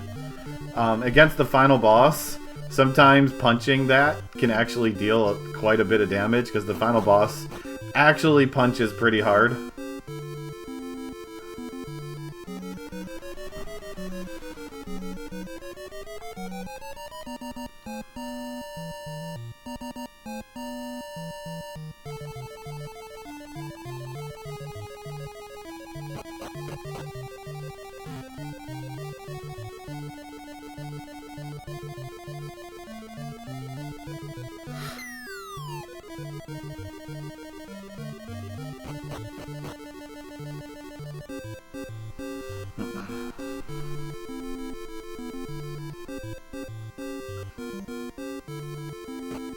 But yeah, there's instant death. There's enemies that cast defeat on you. Just instant death for your entire party if it hits. There's paralysis enemies, enemies that attack multiple times. There's jewel bags if you want a lot of money. And metal babbles. Favorite vocation in 3. You know, I like the fighter. Because I love RNG crits. That's what I like.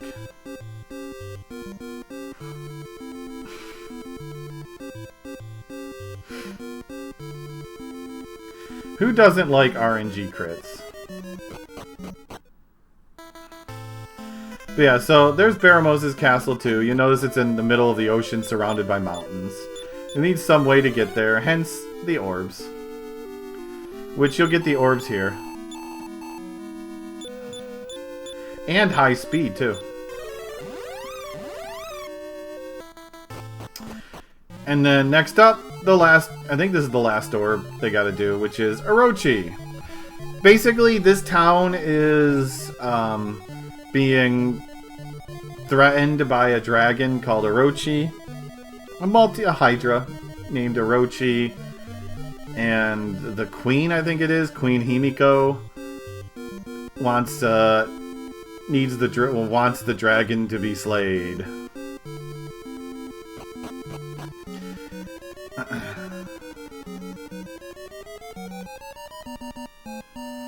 Orochi does drop a very nice weapon. You can use it in combat in order to lower the defense of an enemy. Yeah, this is Orochi, the Hydra. It's not that difficult.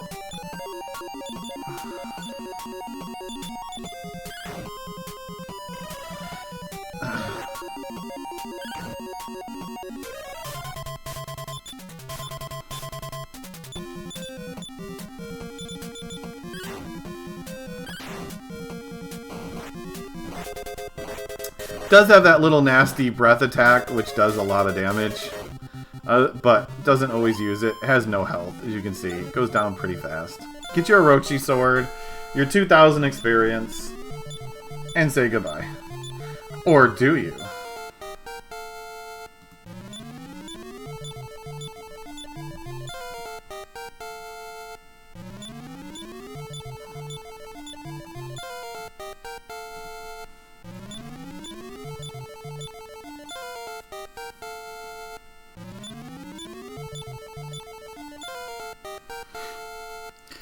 Yeah, the soldier that just class changed is only a level 11 now.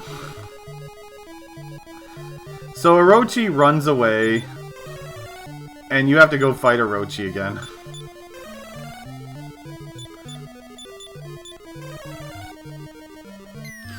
You go through the gate here, and you find out that Himiko, the queen, was actually Orochi. And she threatens you to stay silent about her secret, and you say no, and she's like, I'm gonna get you! Which is funny, because we just defeated her once, and she's threatening us. Okay, I guess we just defeat her again, and save the country from the Hydra.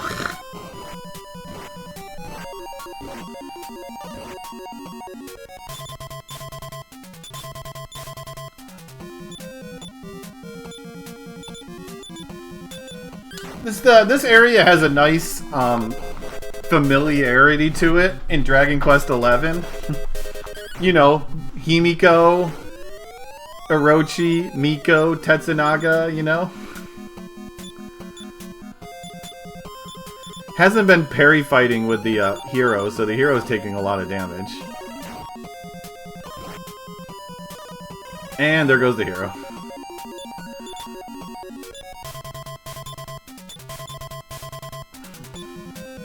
So yeah, reviving. With this party, you can't really revive. Ooh, this is not going well. Abukin's just gonna take the death here. So if you die on Orochi, you have to fight both Orochis again, I believe.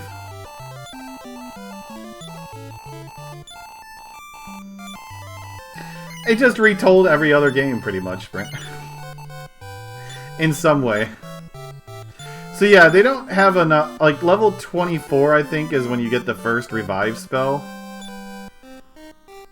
On the priest.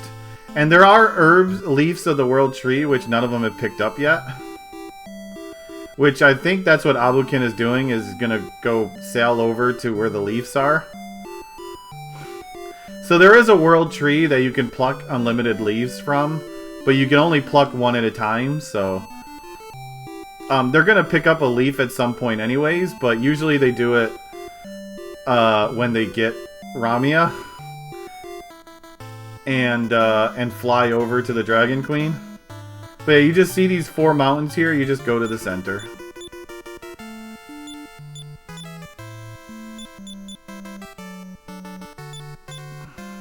So yeah, in order to save money, just gonna pick up a leaf and revive everyone. One at a time. Meanwhile, Crimson is also fighting Orochi. Hopefully we'll not have as bad luck on Orochi too, as Abukin did.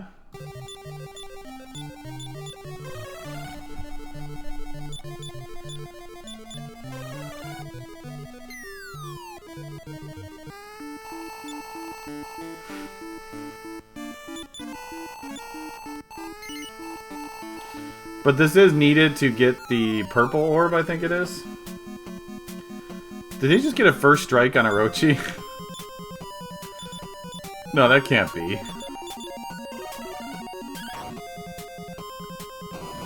No, okay. So one of the problems with having the hero in front... I think the hero's in front. No, the hero's not in front. I think the soldier, the fighter is. So... if you're in the first slot, and you're a spellcaster, you don't actually get the parry option. Because it gets replaced by run away. And there we go, Crimson takes out Orochi. So you gotta make sure you have a fighter or a soldier in the front. Someone who doesn't have a spell command. Otherwise they can't parry defend. And you can't obviously parry defend the last party member, because if you do, then that ends the turn.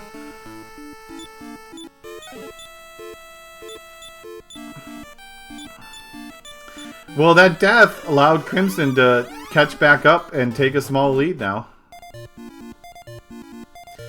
Abukin's just not having much luck with this Orochi. He's just nothing but fire blasts every turn.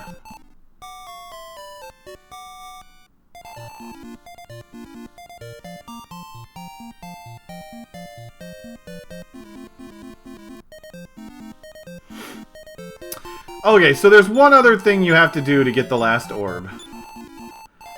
And that is the merchant. So you have to make sure to create a merchant character in this game. The sole purpose of the merchant is to become a salesman. So this is where they're dropping off one of their party members and picking up the merchant.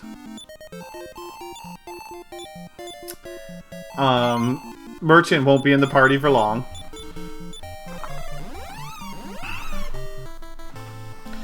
Basically, you need Torneko, yes. So yeah, there is a area over here with someone who wants to build a town, but needs a merchant in order to do it. So if you bring them a merchant, they can build up this town, and then when this town gets built up, there's a lot of drama that happens in this town, by the way. Also, the good thing about this is you'll notice there's a lot of inventory management going on right now. So when the merchant... So basically the person will take the merchant from you in order to build this town up. And any items that's on the merchant automatically get sent to the bank. So what you do is you put all of the key items you don't need anymore, like Mirror of Ra and Sailor's Thigh Bone, Royal Scroll, all that stuff. And you put it on the merchant, and it automatically gets out of your inventory and put into the bank for you. And in order to build this town up, you just have to enter the ship, enter the town, and then go in and out a few times. It's like 4 or 5 times until you see the guard. Then you know it's built up. There's the guard. And then there's a chest, the hidden chest, that has the last orb in it. The Wee of Ra. Those chests are empty, by the way. They've been looted. So your friend the merchant is in jail right now, by the way. Let's just say there's a lot of drama that happens in that town. I'll let you play and figure out all the drama yourself, if you really want to know.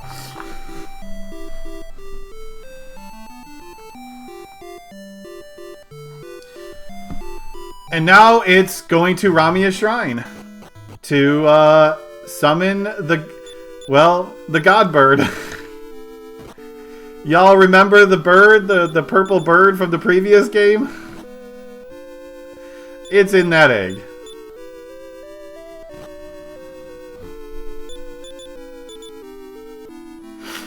And you use the orbs that you collected. Look at that, they're both summoning Ramia at the same time, y'all. This is so close right now. And with this, I guess they're also setting up a warp or a glitch, which hopefully Vaxerd will be here soon to be able to describe everything for you. And then it's off to Baramos.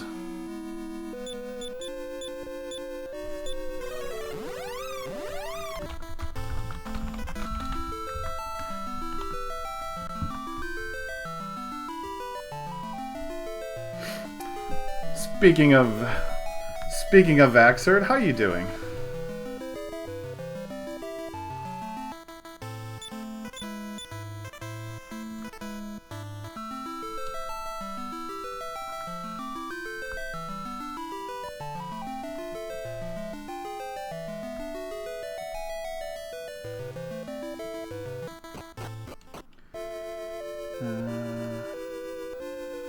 Give me a second.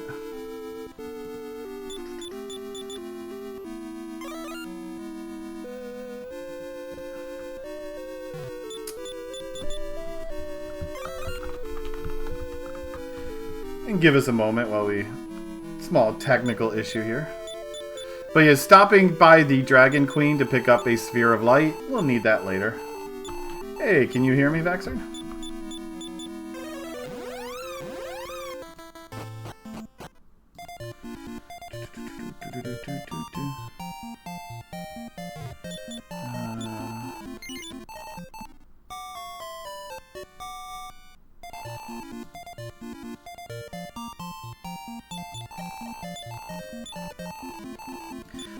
Guess we're trying to...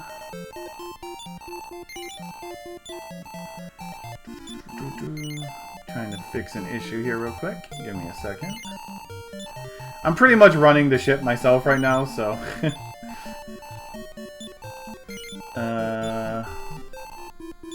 Where is it?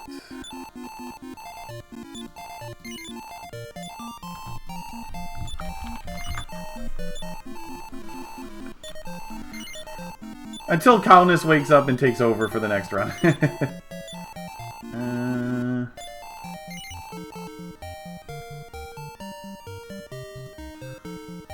Trying to find...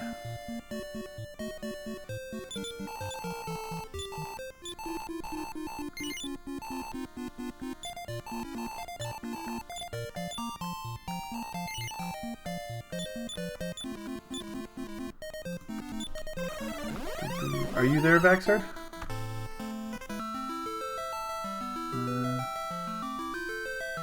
Don't think so.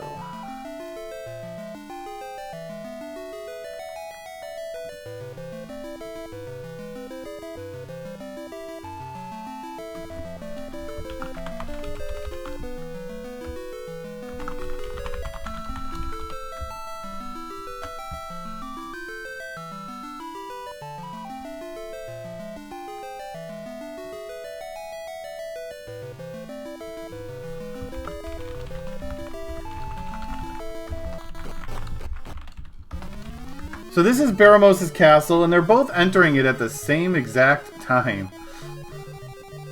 Where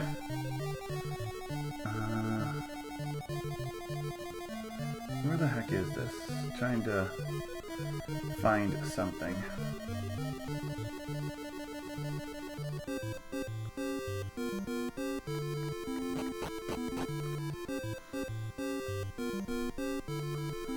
Well, I'm glad you're enjoying it. To be honest, I didn't even know I was commentating until I started setting it up.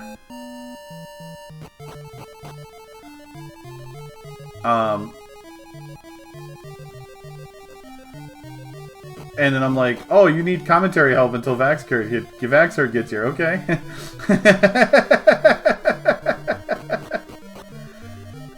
I'm trying to find this option in Discord, but I don't know where it is. You know what that's called for? Google.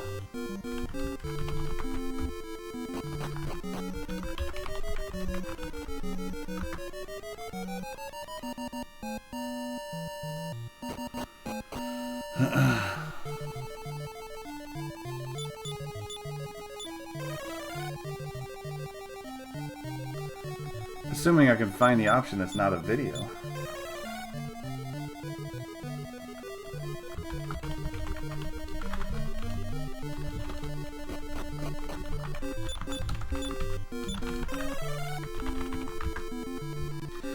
But just like that, we're already at Baramos. Feasting on thine innards, as Baramos says.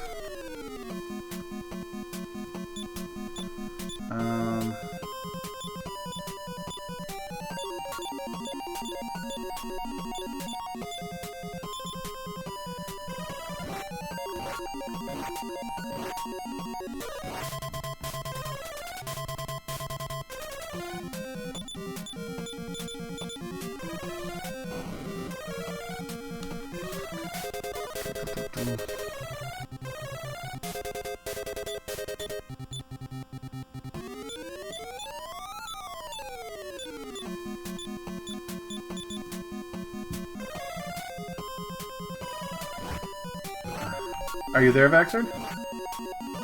I don't know, am I there? You are here. How you doing? Oh, thank goodness.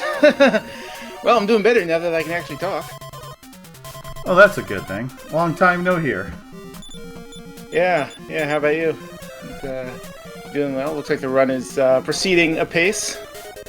You know, it got broken up for a while there. It got, I think Abukin had maybe a 4 or 5 minute lead after the metal babbles, and then ended up dying on Orochi too, and now we're equal. Oh my, yeah. Yeah, I was just seeing we got double Baramos here, which is, kind of surprising given all the ups and downs that can happen in this race. Oh yeah, in this run, I should say. Pretty much equaled out from the metal babbles. Abukin needed to kill a 6th one to get by kill at 23. Didn't learn it until 23, and then Crimson eventually got it on the 5th kill. That's tough, yeah. But Abukin killed 6 before Crimson killed 5, so... Yeah, well, that happens too. But yeah, so Vaxard here is much more knowledgeable about the glitches and how this run is done, so I've pretty much been using my knowledge of the game and the notes I was giving on what they were doing up to this point, but I'm just gonna, if Vaxard is ready, I'm just gonna toss this over to him and let him rock out the rest of this run. Yeah, I mean, most of the runs not that different. I mean, aside from obviously, Fairy Water, I guess, is Dragon Quest IV, but yeah, for the most part, up to this point, it's not that different from the English version. I don't think there's a lot of significant. I mean, aside obviously from the fact they're using the 1.2 release, which has the debug code that they accidentally left in, where you can hold down A on controller 2 to skip every encounter. Oh, I see. Abukin's out of Baramos now. But yeah, here's where things are going to get interesting because so you come back here to Aliahan. You're only allowed to go back to Aliahan, and you get back. You may have noticed just for an instant there was no ship there. Normally, when you return to a location, there's a ship. The ship's gone. Looks like you had some bad luck on Crimson's side, so Crimson will have to go through that again. But on the Abukin's side, yeah, so you may have noticed the ship is missing, so you might wonder, where's the ship? So we're gonna find out here. So you got a fairly recently discovered glitch. So normally we can only return to Aliahan after the Baramos fight, but if you have somebody left in Luisa, in the pub, you can take them out. They will still have all their return locations. So use them to get to Portoga. And if you recall, Portoga is where you get the ship in the first place. So the ship is... are we going to find out... Oh, doing a little bit of buying here, I guess. Herbs and wings of the wyvern. But yeah, so what happens with the ship is when you finish the Baramos fight, the ship is moved to the right edge of the world map. Now, one thing about those of you who are familiar with NES games or other games from this era, you may know that maps tend to wrap around. That is true of the town maps as well. So this is the very left edge of the map that walking down right now. So you can watch him walk one step to the left here, and all of a sudden he's on the ship because the ship was put on the left edge of the map. But because he left from Portoga, there's a special logic that lets you get back on the ship next to Portoga. So we have retrieved the ship, and now all of a sudden Ramia's out here in the middle of nowhere, because why not? So we're gonna get on that, and now go over to the big hole, which we just skipped, by the way, a big cutscene in Aliahan where we are praised for everything that we've done, getting rid of Baramos, and then all of a sudden Zoma comes along and says, "I don't like trumpeters," and the trumpeters all die. So we didn't see them die, but Zoma's still, likely to do bad things. So we're gonna go jump down this hole and confront him. So this is kind of the final chapter, if you will, of Dragon Quest III. We skipped the big cutscene, and skipping cutscenes is good, but we skipped the big cutscene and tells us what happened, but we are now down here in what happens to be the world of Alefgard prior to Dragon Quest I.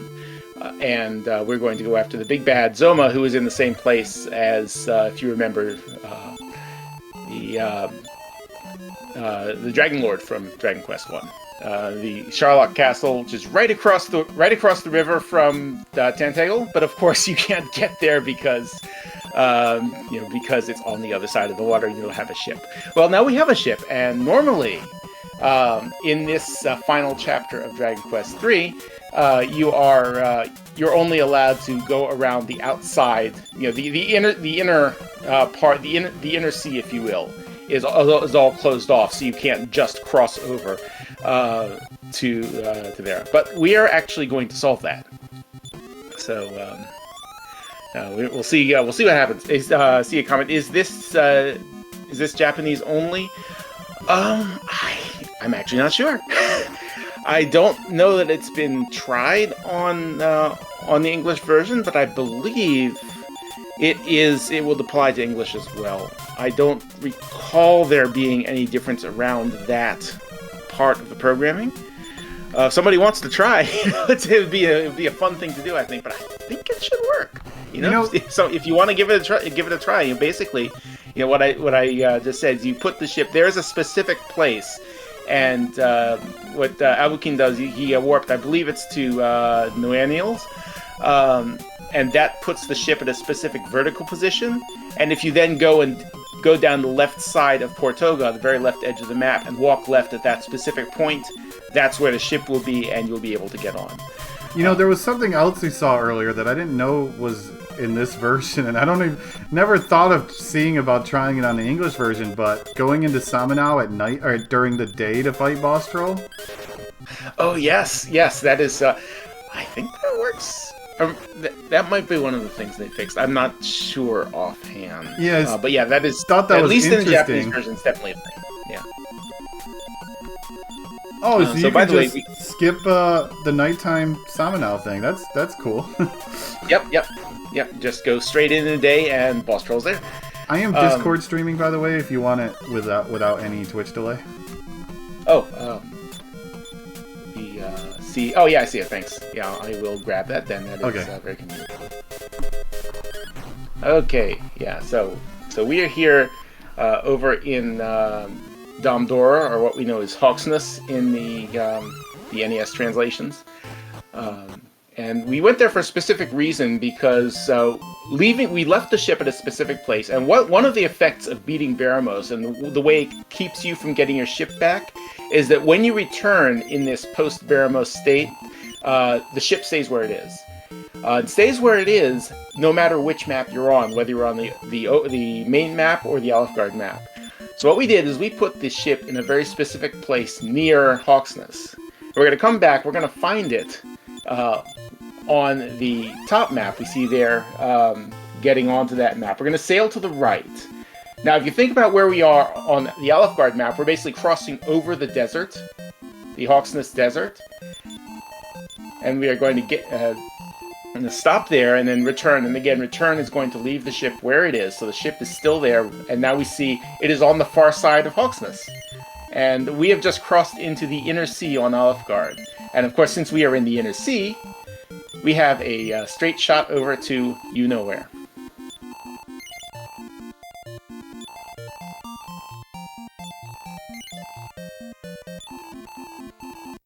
Yeah, familiar-looking little a missing bridge, I guess, in this case. The bridge that we do not actually have to create because we have a ship to take its place. And walking straight into Zoma's castle. So that is the ship glitch. And we now see, by the way, Crimson as well. Crimson's going to be doing a slightly different route on the left side, but again, the same concept: putting the ship in a very specific place, walking into Portoga, getting off of the ship, or getting onto the ship which you can't see, and then taking advantage of that to get over to Lamia and be able to get back onto the scenario track. So Abukin going into the Granite Titans fight here. The 3 fights, I should say. Of course, you have to just walk back and forth. There's a specific, I believe it's like 31 steps or something, you have to take inside that room before they attack you. So you get up to, I imagine what happens is you, if you're playing casually, you just start walking around aimlessly, wondering what's going to happen, and then they attack you. But if you know, it is just, I have to sit around walking back and forth doing nothing. But here we go.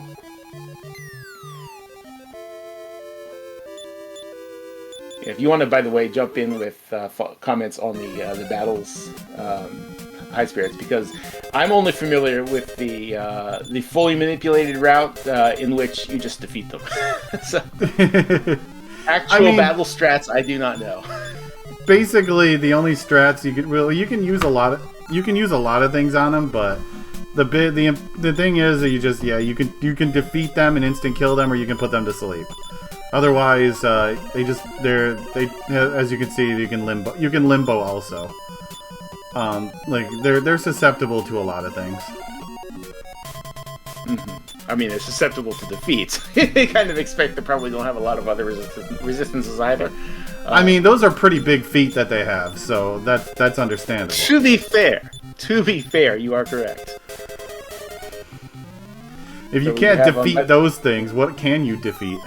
True enough. So yeah, I see Crimson going a different route up here. Yeah, Crimson's taking a different route. So Crimson is actually going to stop off at Rubus's tower and pick up the Armor of Light, the thing which will eventually become Erdrick's armor, and then take a slightly different route down to the final, to Zoma's castle. So here's the tower, which I believe it turns into the Tower of Coal in Dragon Quest 1.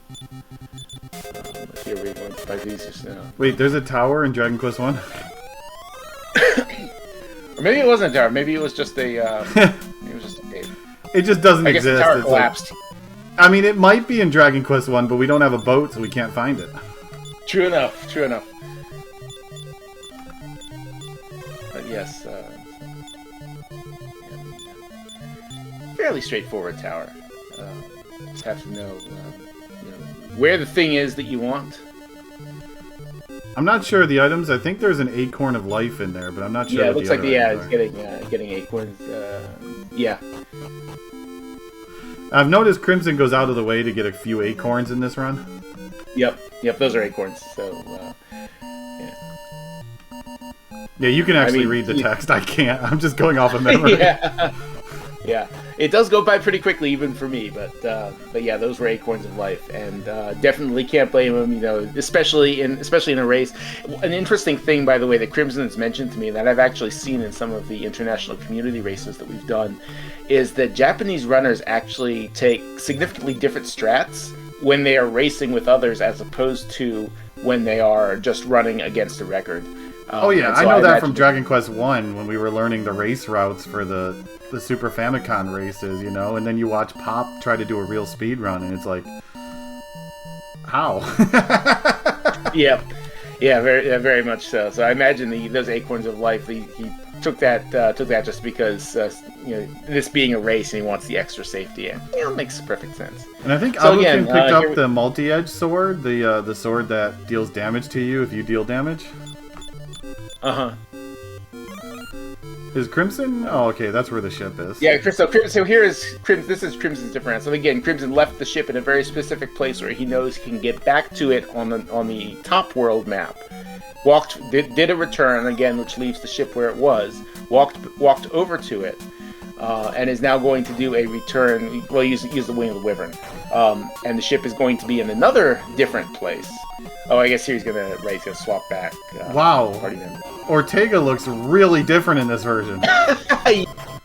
Yes, so if you haven't seen Ortega in this version, this is another side effect of how Dragon Quest III wasn't really rushed, but the memory on the cartridge was very tight. They had I guess they were trying to cut costs. They used a smaller cartridge than they did for the English release.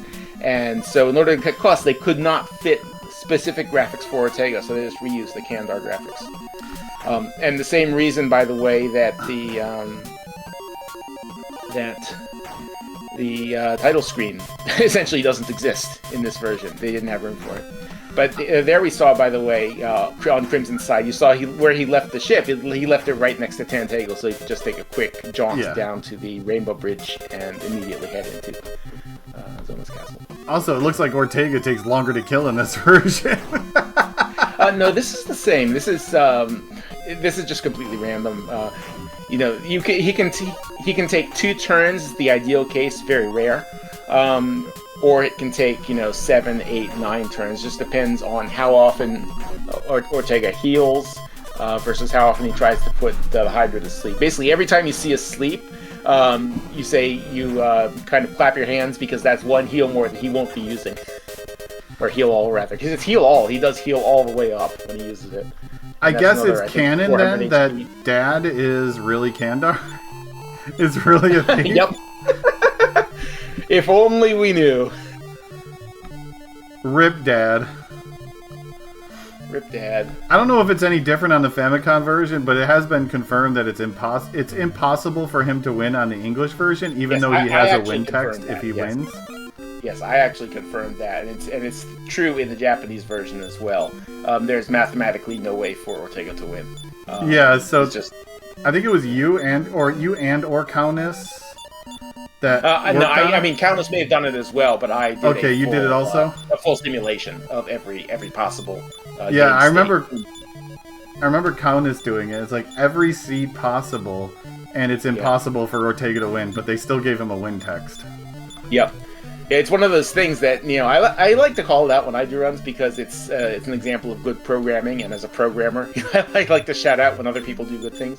And yeah, I suspect that when they wrote this, they intended for Ortega to be unable to win, but they didn't have the computing power or whatever, or the time maybe even. They just didn't have the time to confirm that mathematically, and so they said just in case we made a mistake, we will have a fallback that says Ortega used up the last of his energy and collapsed. Yeah. And that's just it's good programming. It's good to do when you're not sure if it's going to work. And so I like to call that out. So good job on the devs. Yeah, it's is it 2 billion or 2 million different?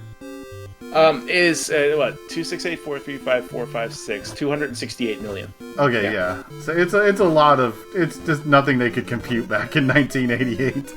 Yeah, but it was probably a bit much for the systems they had at the time. Boss rush time. And these are pretty low levels. I'm not used to seeing this low of levels going into the Zoma boss rush. Yeah, it's interesting. This is actually only, aside from the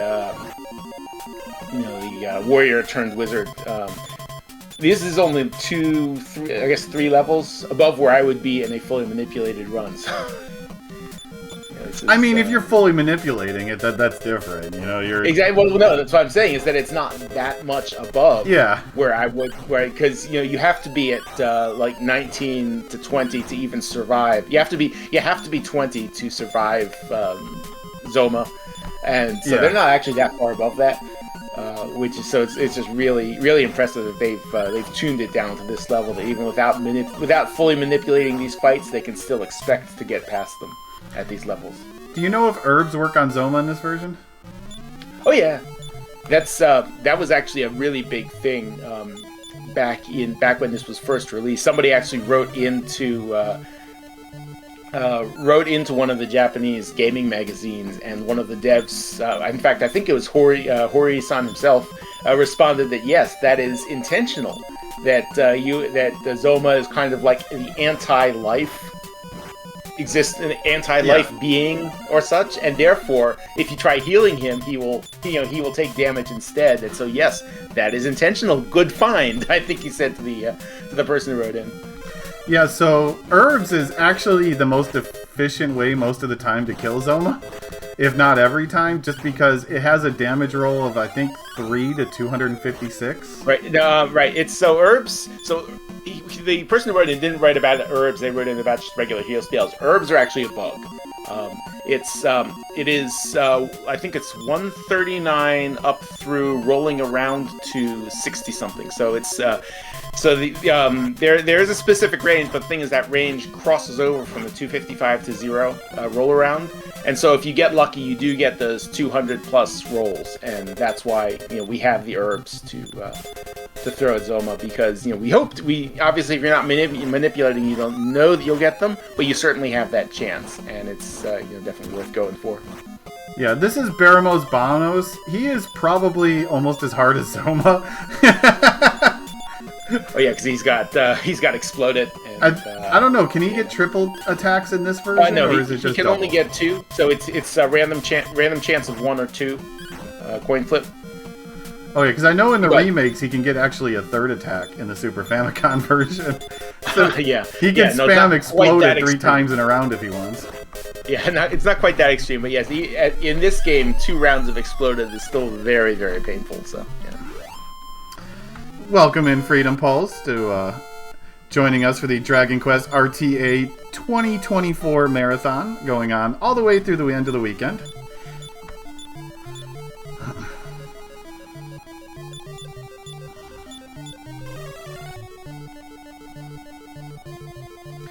But yeah, so there's 3 boss fights. First, King Hydra, which is the person who took out your dad.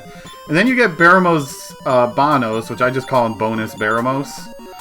And then, after you beat him up again, you get Baramos Ganos, which is, well, as you can see, he's practically gone, but he's now, in this, the first form that you fought, he's a spellcaster, sling spells, doesn't limbo, thankfully, like the first version does. And then this version, he has no magic. It's just no speed and no magic. It's just pure physical attacks.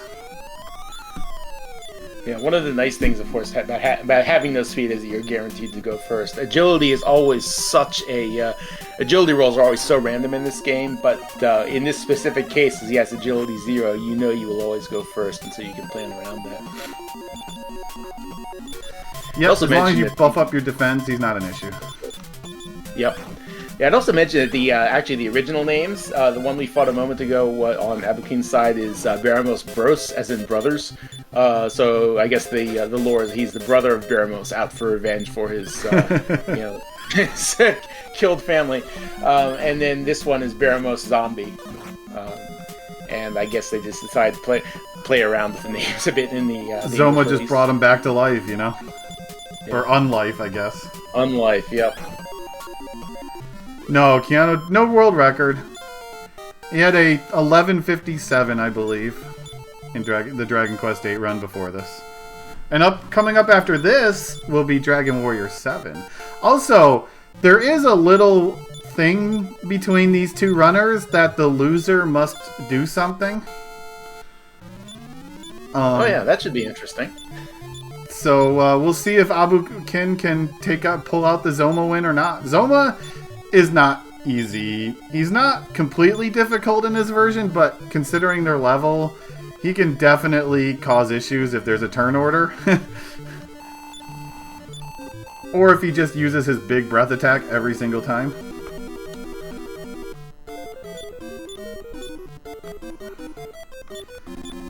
So this fight, you visit the Dragon Queen earlier in the World of Light, and you get this Sphere of Light, which turns him Technicolor, changes the music, and makes him much weaker. And vulnerable to herbs. Yep. It is only this post Sphere of Light form that is vulnerable, so I'm going to see what kind of rolls we get here. So yeah, you can see rolls of very low or all the way up into the 200. I believe in the English version it has 1,050 health, but regenerates 100 health a turn. It's 1023, but yes. Okay. Let's see what we get. Ooh, that was a nasty breath. Yeah. So, I told you about parry fighting earlier in the game, how it halves your damage you take.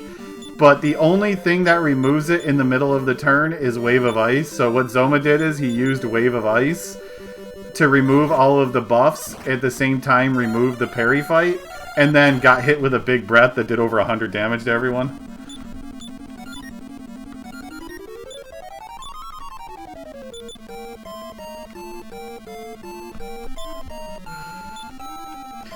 So yeah, Abukin got put in the hole pretty fast with that Wave of Ice into Big Breath.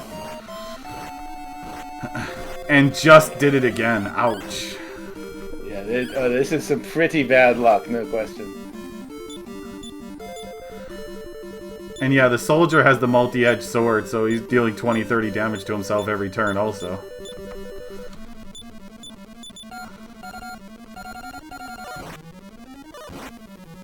The Sage's Stone putting in some work. Yeah. Oh, the 10 damage herb. Oh, yeah, these herbs have not been good at all. I saw a 13 on the first roll. Yeah, this is definitely not what you want to see in a Zoma fight.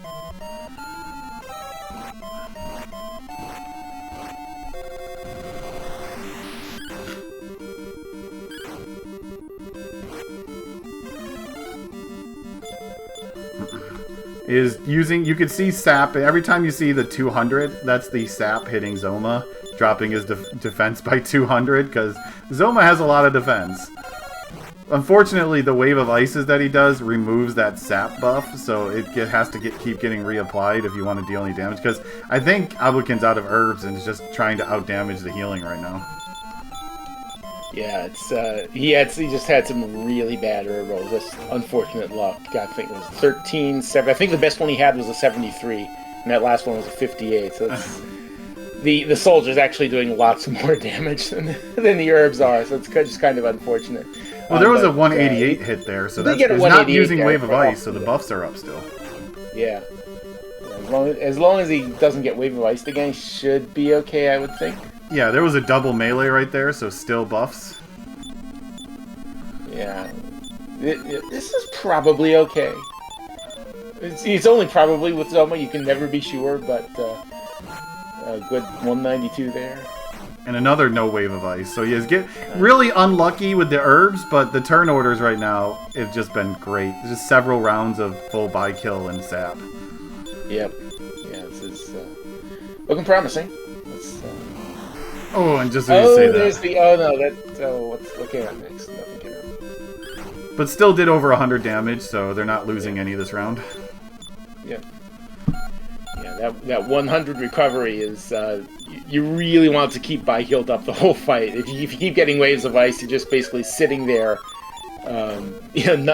not doing anything. Ooh, 240, nice to see. Ooh, that was a 240 herb, wasn't it? Yeah, that was a good herb. Finally got a good herb. Using magic, going for the kill. There it is. A kill with 24, but ultimately the herb did it. The level 16 soldier, I think that was that hit that. Yeah. But yeah, so that is Zoma there, and we got Crimson going to go into Zoma too here. But since this is a Japanese timing run, even in an English timing, it's not quite over yet. You got to escape, but it's going to keep going through the credits. Yep, we do have our little victory walk here. They don't have to hold down the A button on the second controller for this one. Nope. And in fact, we didn't have to do that at all during the entire Alfgard fight, because if you recall, we warped out of Baramos without ever talking to the king. And so the game was always in the post-Baramos state, where you have no encounters, and also no barrier damage, nice. No floor damage on the overworld, or swamp damage, I guess, on the overworld. So yeah, basically their second controller had finished its job at Baramos. And in addition to enabling the that ship glitch, it also means that you have just no encounters at all until all the way up to all the way up to Already seeing better herb rolls on Crimson's side. Yeah, unfortunately, just a little bit too much time difference to make up, but it's going to be very close in any case.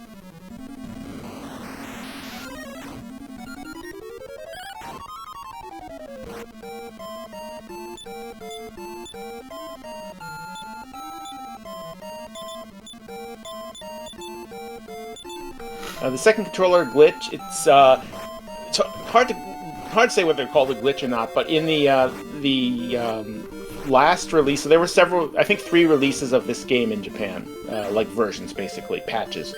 And in the final one that was released, they accidentally left in a debug code where if you hold the A button on the second controller, you never get encounters. And that's all it is. The devs were lazy, or just a minor oversight. And yeah, that's all it is.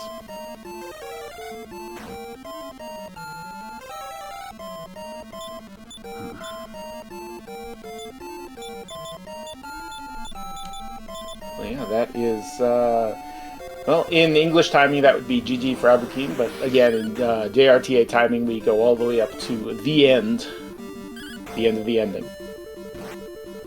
The second controller thing, no, that is Japanese, and it is specific to that version, that 1.2 release only. So the original 1.0 release didn't have that. It's only in 1.2 where they were doing bug fixes, released a patched cartridge, but forgot to take out that one debug check. So.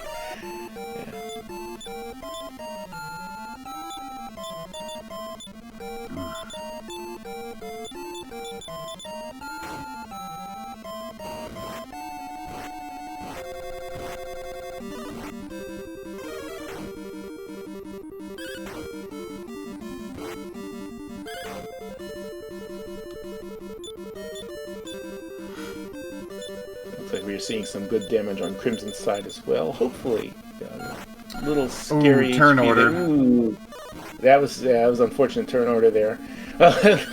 At least the fighter survived there. And there's still buffs. Deep buffs are up right now, so. But I'm gonna use the leaf to revive. Yep. As long as we don't. Okay, and that was first turn, second turn. Okay, but that was the second action. So the rest of this turn, at least. Yeah, they didn't get full blasted. Breath. Yeah. Although that was the lighter breath attack, so that one wasn't as bad.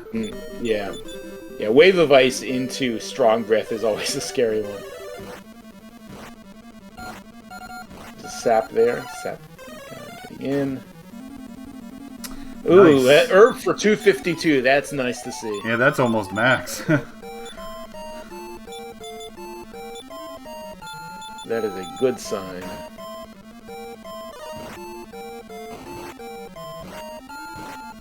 Oof, Hero almost. just barely surviving there. Hopefully that will be enough. Yeah, that fighter 186, almost and dropped. that Fighter's does the one with the Sage's Stone, so. But yeah, that's a dead Zoma for Crimson. Yeah, so that's looks like it's going to be about a 4-minute or so difference, which is really good for a race like this. It can definitely open up a lot more than that, but they did some luck played in as well, but they did keep it close all the way to the end. It's always nice to see. Yeah, it looks like based off their timers, it's about a 2.5 minute or 4.5 minute difference. So 4.5, yeah.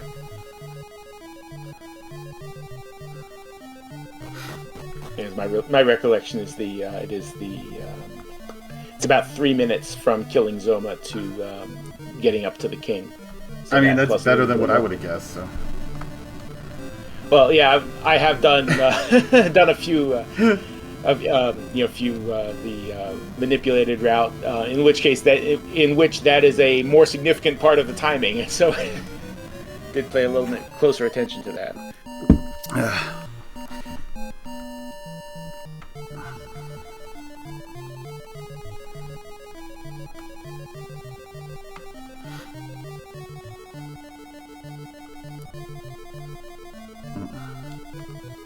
I always did think it was cute to see how the when you leave Zoma's castle, you get out to that cave, you discover, oh my goodness, this is Erdrick's cave from Dragon Quest I. Exactly. It conveniently blocks off the path to the nail mark, before you. Right. Yep. So you can't get there in the first game.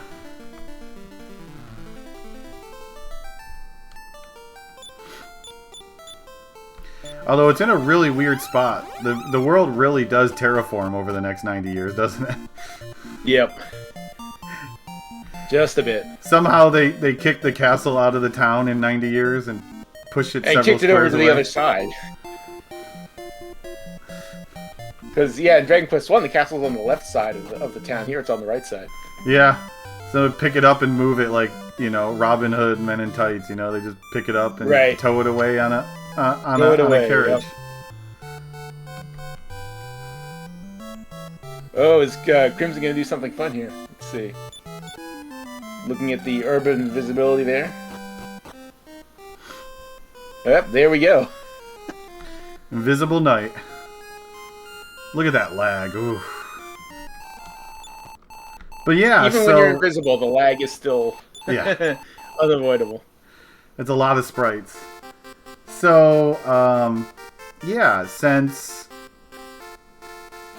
Crimson did not win this race, I guess we're going to be treated to a little serenade by Crimson.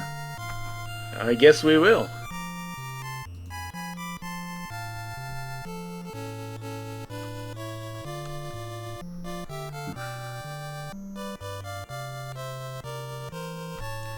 I guess Crimson wrote you something?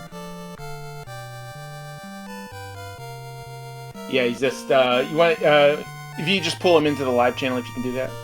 Okay, just need him to join on voice.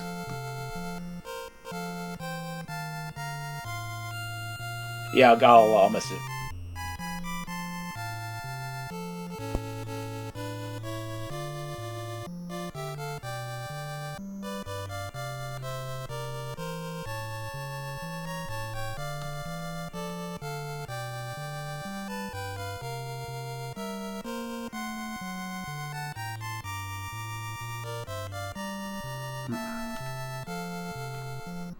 Crimson!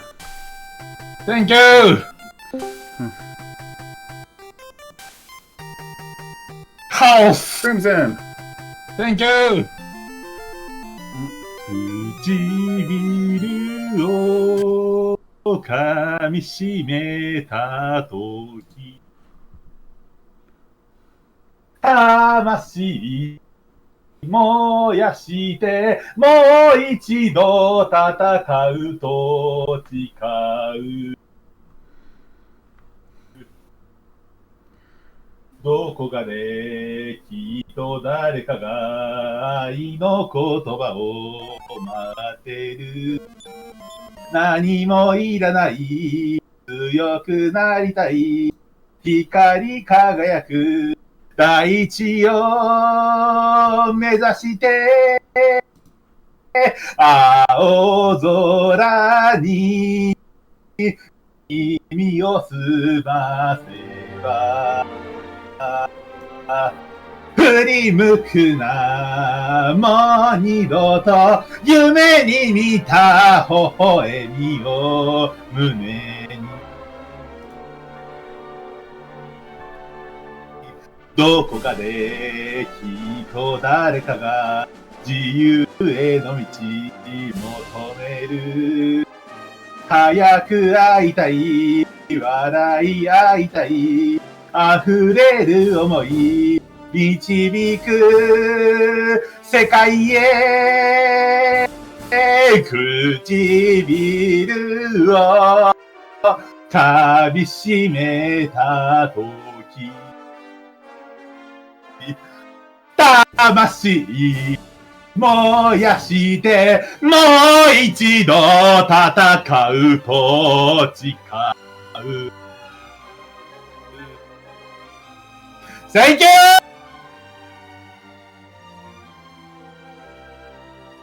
Thank you, Crimson! ありがとうございます。お疲れ様でした。いやーメダパに一発バラモスのメダパニがなければ If not for Baramos, yeah.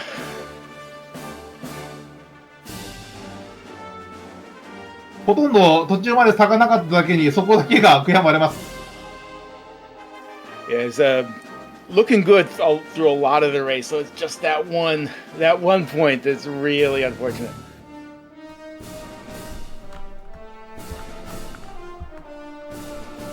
とはいえ最後まで競ってたので、レースとしてはいいレースになったのではないかと思います。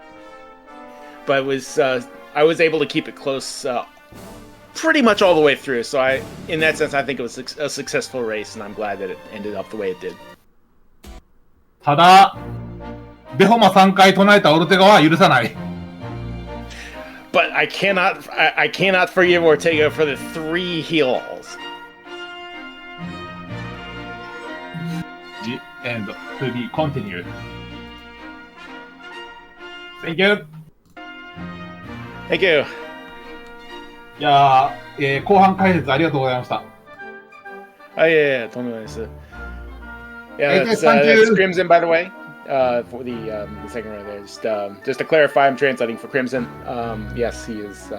Yeah, so GDs to you, Crimson. お疲れ様でした。お疲れ様でした。Thank you! また来年も来ます。Thank you, Crimson. I'll be back next year. Nice to meet you! バイバイ Bye bye.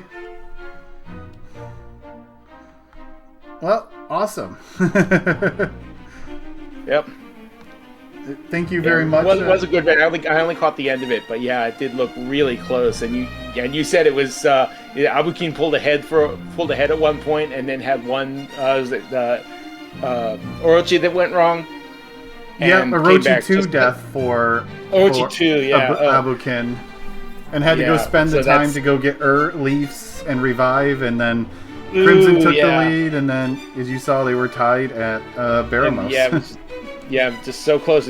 Just seeing it so close is always a real delight, because the race, there are so many things that can go wrong, and you can have a race where one person just gets 10 minutes ahead because the other runner had bad luck. But to see it so close to the end, it was just really great. So I think it came out well.